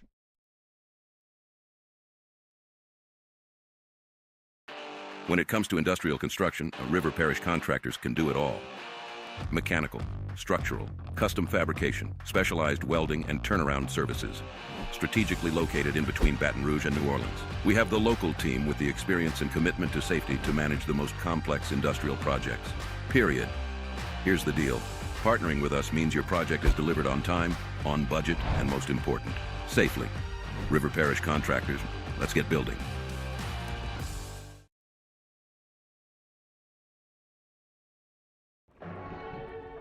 These are the luckiest ice cubes in the world. They could have been a thankless bed for an all-you-can-eat salad bar.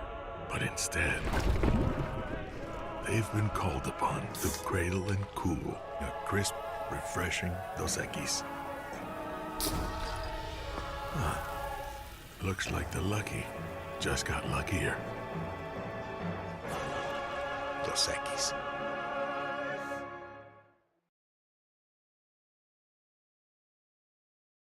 My name's Mike Krumholt, and I've been with First American Bank for 4 years. What makes First American Bank special is we're able to offer all the products and services that any other big bank can offer. What sets us apart is being able to give that small town feel that someone can pick up the phone and they can talk to someone or stop by the branch and get excellent customer service.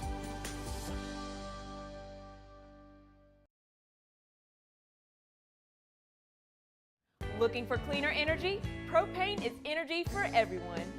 Propane water heaters are very cost efficient, and the savings are even greater with a tankless propane water heater. We all know that Louisiana propane is a safe and environmentally friendly fuel. So why not go green while you save some green? I'm Miss Louisiana, Gabrielle McLeod, and for more information, visit louisianapropane.com.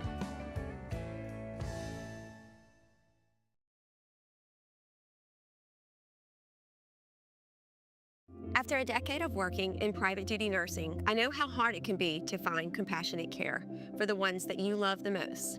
So I started Decision Critical, a premier concierge nursing agency, so we can take care of you wherever you are. Our highly skilled nurses provide exceptional care from the comfort of your own home, with personalized packages for short-term, long-term, or even around-the-clock care. Visit us at decisioncriticalbr.com and give us a call today to get started.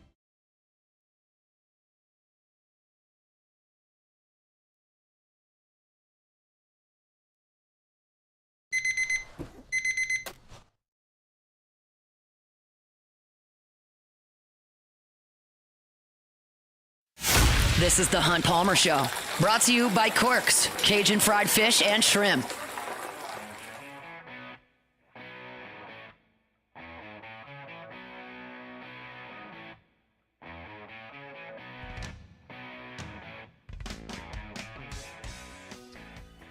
Love reminding you about my friends at Fabry Chevrolet GMC. They're online at fabrychevrolet.com, fabrychevrolet.com. Incredible deals on trucks in the month of June, but as you can see with the quick check of the calendar, June is just about over. So if you're looking for a truck and want to get by, it may be time to do that today or tomorrow. You can get a 2026 Chevy Silverado at 0% APR financing for 36 months if you get on in June. You can also find 2026 GMC Sierra 1500s 2.9 for 72 months.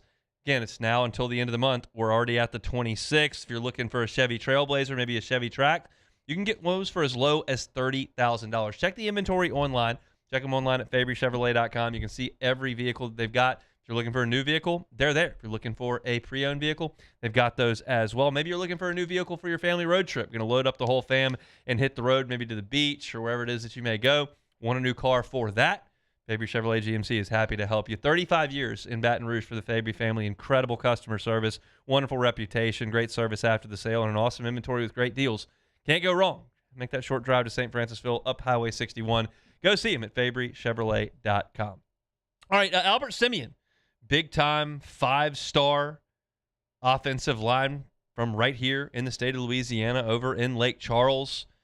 Kind of been looking around, looking at LSU, looking at Notre Dame, looking at Texas A&M, and you felt like there was a real chance that he was going to commit soon.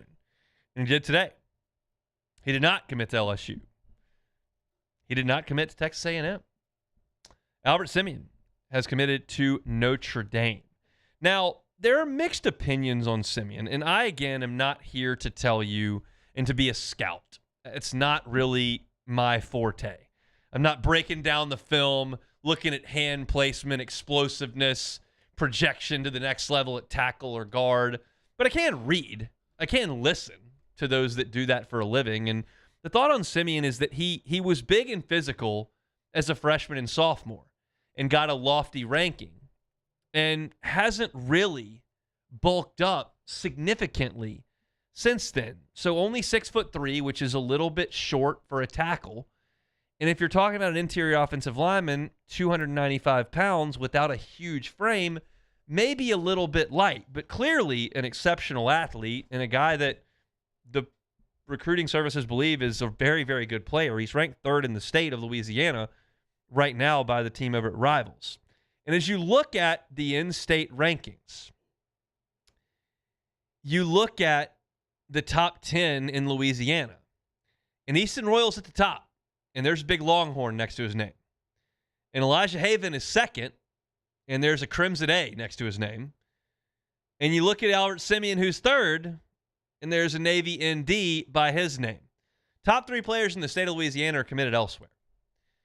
And one of the things that you felt like Lane Kiffin took this job for was to nail down the state and make sure that you're getting the best players in Louisiana to LSU. It's the backbone of the championship team. You can list any team that's won a championship or competed for one here at LSU, and the backbone is the state of Louisiana. Yeah, Joe Burrow had a pretty good go. Not from here. But I would suggest that, Jamar Chase and Justin Jefferson, Terrace Marshall, Clyde Edwards-Helaire, they were from here. Those guys were Louisiana kids, and they were pretty big impact on that offense. A team also had Patrick Queen, who's from here, Derek Stingley Jr., Christian Fulton, who's from here. Had some pretty good players from the state of Louisiana on that 2019 team. So you got to get the best players from the state, but you're also playing a delicate game with money management. And a lot of players are going to look at the best offer. And I don't know what LSU offered Albert Simeon. I don't know what they offered Elijah Haven. I don't know what they've offered Easton Royal. I do know that they recruited Simeon. I do know that they are aggressively recruiting Easton Royal. And I know that the press from this staff, this LSU staff, on Elijah Haven has been very, very muted. Very little contact. So I can look at this at the top of the state and I can go, okay, if you get Easton Royal, awesome. Could be an instant impact guy, 5-star, number 1 receiver in the country. He's the 6th-ranked player in the nation, according to Rivals. You get Royal, best player in the state, that's a big deal. You don't get Haven. I can excuse that. You're not going to get 2 quarterbacks more often than not, and Pop Houston is a really good prospect. We had Preston Guy on in the first hour and said, look, this is a guy that if he was 6'1" would be a 5-star, and he may be a 5-star anyway. He's impressed at Elite 11. He's impressed in 7-on-7. He's been insanely productive at Evangel. Lane Kiffin and Charlie Weiss Jr. really, really like him. That I can excuse taking Elijah Haven, taking Pop Houston, whichever. You got to get one. You had to get one of Haven, Houston, and Nussmeier. You needed to get one, and they did. And again, I'm not here to be an evaluator. So I'm not here to tell you that Haven's way better. I'm not here to tell you that Houston's way better. I'm not here to tell you they missed the vote on Nussmeier. I'm here to tell you need to get one. And they did. And then with Simeon, if it doesn't work out there and you do sign a nice offensive line class and you feel like you have signed multi-year players on your offensive line that can help, and that's not a priority financially for you right now, okay. I'm okay with that. And I'm really okay with him going to play at Notre Dame and not Texas A&M, because you don't play Notre Dame. You play Texas A&M. So beyond those 3, you look at the rankings according to Rivals. Ahmad Hudson's 4th, LSU commit. Peyton Houston's 5th, LSU commit. Trey Martin's 6th, LSU commit. Braylon Callaway's 7th, LSU commit. So you've done a good job there. Jaden Anding is there in the top 11. You feel really good about your chances to get him. And those are kind of the LSU offers at the top of the state. So if you get Easton Royal in this class, and according to Rivals, you land number 1, number 4, number 5, number 6, number 7, and number 11 in the state, that's a pretty good year. That's a pretty good year. Now, we'll see what they all turn out to be. I couldn't tell you. Nobody can for sure. But that's a reasonable pull. There are some years where LSU gets, 8 of the top 9. And there are some years where some get away. And I'll be clear, like, if you don't get Easton Royal and the top 3 go out of state, like, that's a gut punch. You got 3 5-stars in the state that leave, and then you get Ahmad Hudson, Peyton Houston, Ahmad Hudson. Okay. But if Preston's right in the first hour, and Peyton Houston does get a 5th star, and Louisiana has 5 5-stars, and you come away with 3 of the 5, and the other one is in a position in Elijah Haven that you weren't going to get, I'm okay with that. It's like LSU lost Arch Manning. LSU was never going to get Arch Manning. He was never going to go to LSU. That was never going to happen. So that was not that big a deal when you lost him. But it would be a big deal if you didn't get the top 3, because that doesn't look good aesthetically. It lets people get their claws into the state, and you really don't need to be losing guys from this state to Texas A&M. I don't think a lot of Louisiana kids are going to line up to go to Notre Dame. Notre Dame's a wonderful school. They've got a coach that's doing great things, a great proud tradition. There's a lot of reasons to go to Notre Dame. Leaving the state of Louisiana to go freeze in South Bend, Indiana is not necessarily on a lot of to-do lists for those from Louisiana. So I think it kind of comes down to Easton Royal as to whether or not the cycle is a success or borderline, I would not use the word failure, pushing it in this class. And it's, it's tough because it's a financial thing. But of all these guys at the top, I feel the best about investing in Easton Royal because he's likely a day one helper. I didn't say starter, but helper.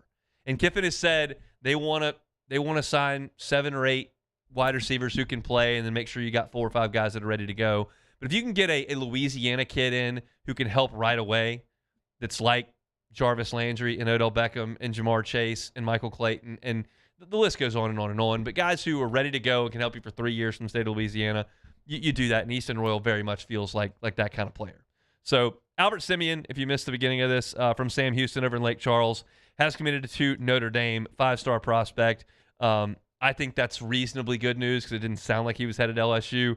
And I don't want him in College Station. I don't want him in College Station to play for them, and I don't want him in College Station to help recruit Louisiana kids to them because you play them. So I'm okay with that news. Now kind of the state focus goes to Easton Royal. That's a guy that LSU needs to lure in, and we'll see if Lane Kiffin and company can do that at some point, whether that's this summer or in this fall or into signing day, which comes at you in December. Albert Simeon headed out of state, and right now, 3 of the top 3, all 3 of them from the state of Louisiana, committed elsewhere, not to LSU.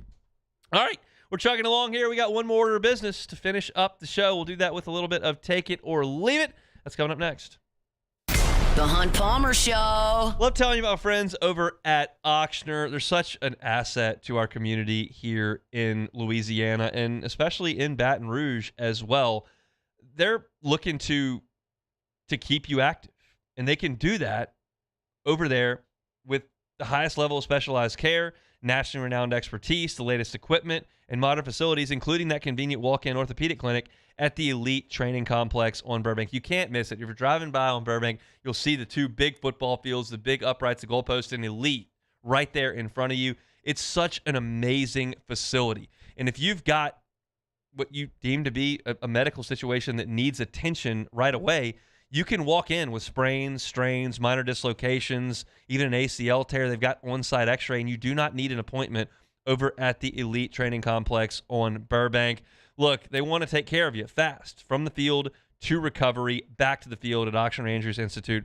They're trying to move your healing forward. You can check them out online at Ochsner.org/BRortho. That's Ochsner.org/BRortho.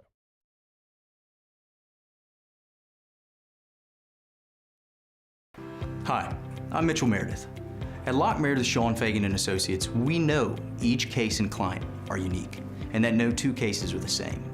But one thing remains constant, and that is our passion to help our clients.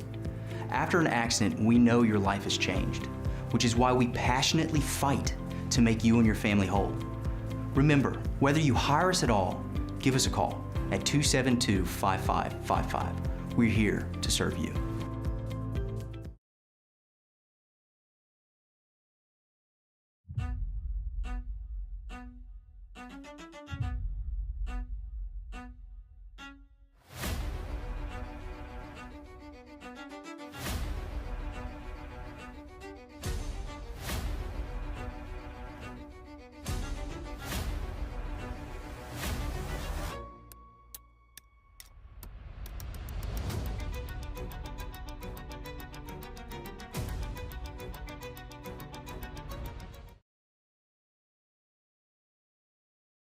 Bayou Ford is taking $12,000 off MSRP on the new 2026 Ford F-150 trucks, plus the complimentary 7-year powertrain warranty that comes with all new Bayou Automotive vehicles. If you need sales or service, the crew at Bayou Automotive is going to do right by you. The experts at Hood Dental Care want you smiling bigger and healthier than ever. New patients can get a healthy gums cleaning for just $89, plus a free exam and full mouth x-rays. A $376 value. With over 3,000 5-star Google reviews, 5 local locations, and easy online scheduling with same-day care. Hood Dental makes it simple to get started. And we always have other great giveaways for new patients. Check out hooddentalcare.com and schedule your appointment today.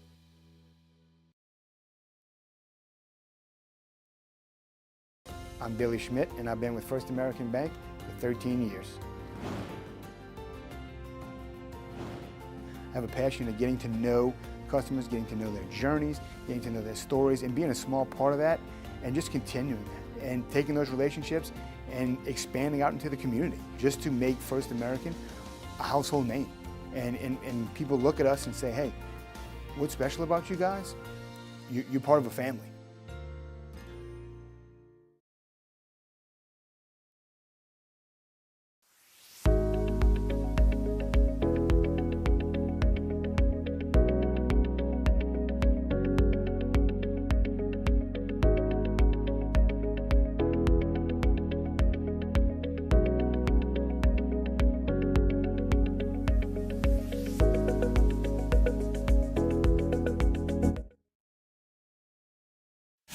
This is the Hunt Palmer Show, brought to you by Corks, Cajun fried fish and shrimp.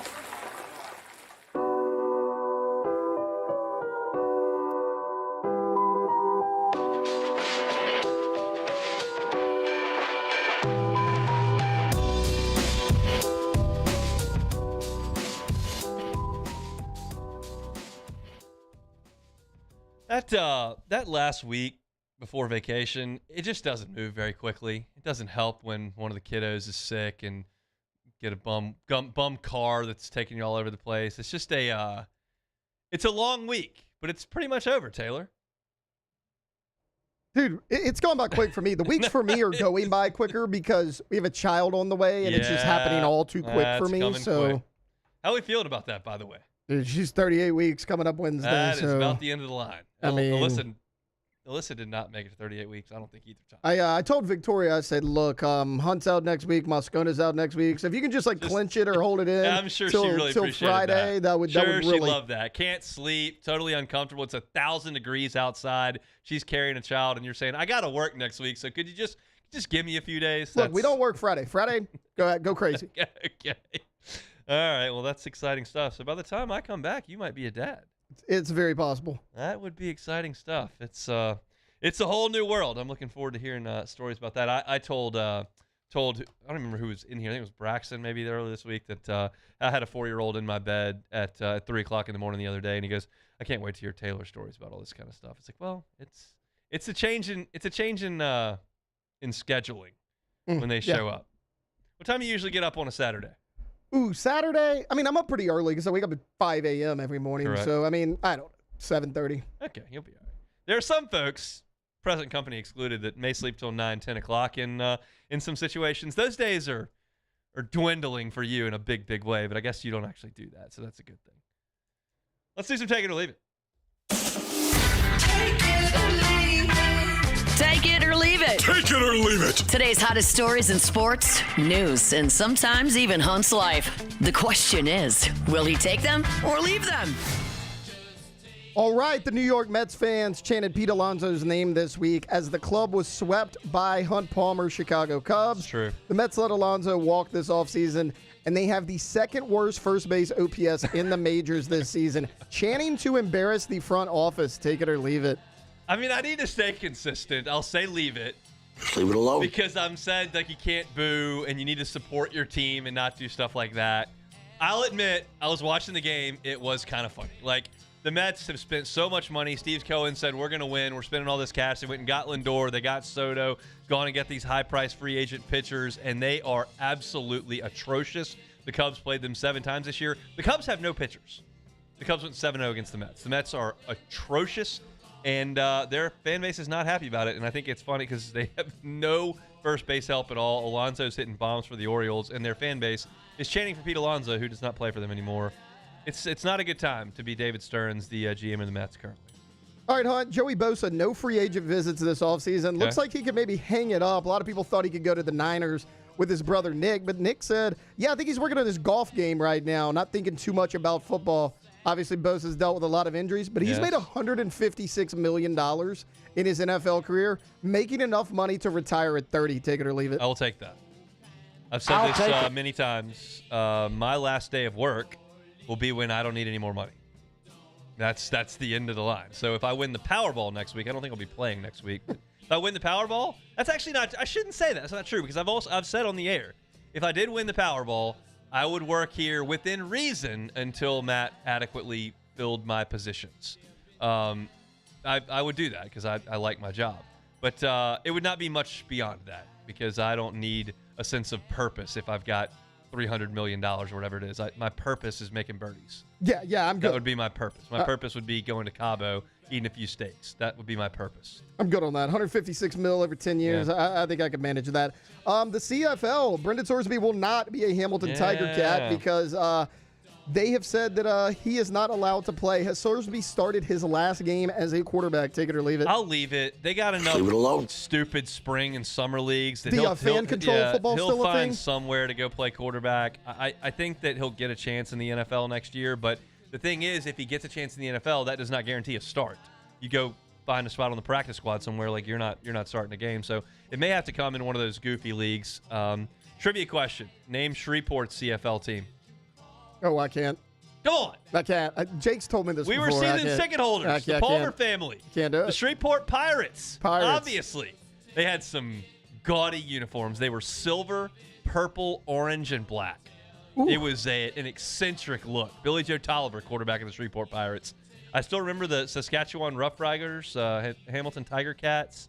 That's about all I got. But the Shreveport Pirates, of course. Argonauts. The Toronto Argonauts. Yep. They would have a Canadian football team in Shreveport. It made all the sense in the world.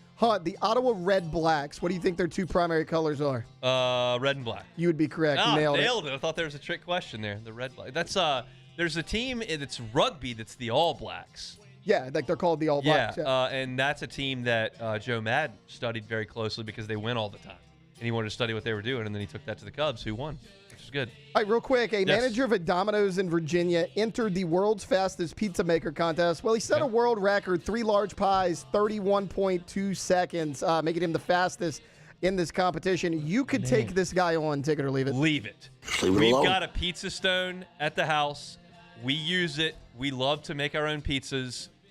I would give myself on a scale of 1 to 10, 10 being that guy or a master New York guy, and 0 being you don't know what the hell's going on. I'm like a 3.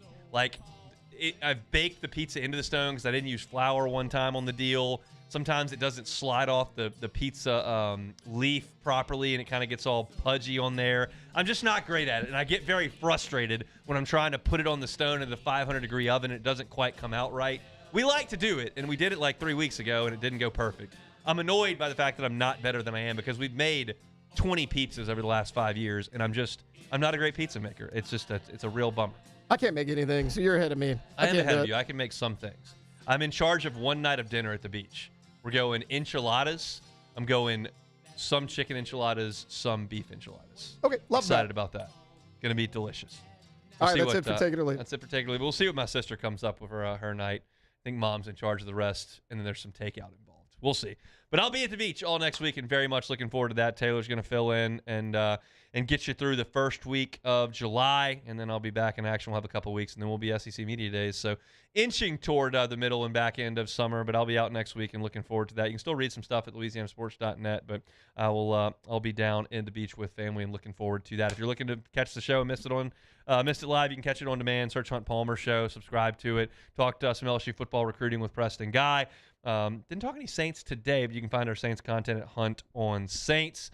Also had our guy Chris Marler on from Remaining Passing Academy, which is a fun conversation talking SEC quarterbacks. So I'm out of here. Matt's going to drive you home next on After Further Review. Have a great weekend. See you in 2 weeks. The Hunt Palmer Show. Before I get out of here, let me remind you about Marucci. If you're looking for stuff to do, you got kids that are at home during the summer. They're not in a camp. They're not in school. Trying to get them out of the house.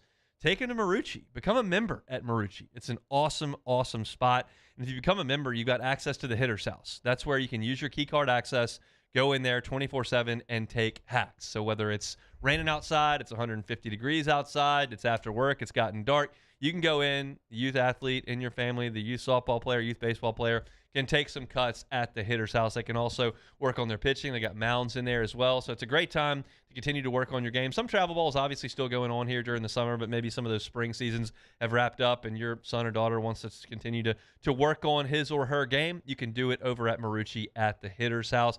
Go check them out online, maruccisports.com. What a gym here in Baton Rouge. Become a member. Get that access to the hitter's house for your softball or baseball player at home. It's all there at Marucci. Hey everybody, Drew Brees here. Over the years, I've learned that the best teams are built on trust, preparation, and doing things the right way. That's one of the reasons I'm excited to announce that the Breeze Dream Foundation and I are partnering with Parish Construction and Roofing. Together, we are committed to helping families prepare for hurricane season. That's why Parish Construction and Roofing, the Breeze Dream Foundation, and WAFB are partnering to provide one capital area family with a brand new fortified roof. Visit WAFB.com/contest to enter the giveaway and view official rules and eligibility requirements. Because stronger homes build stronger communities. Box combo for George.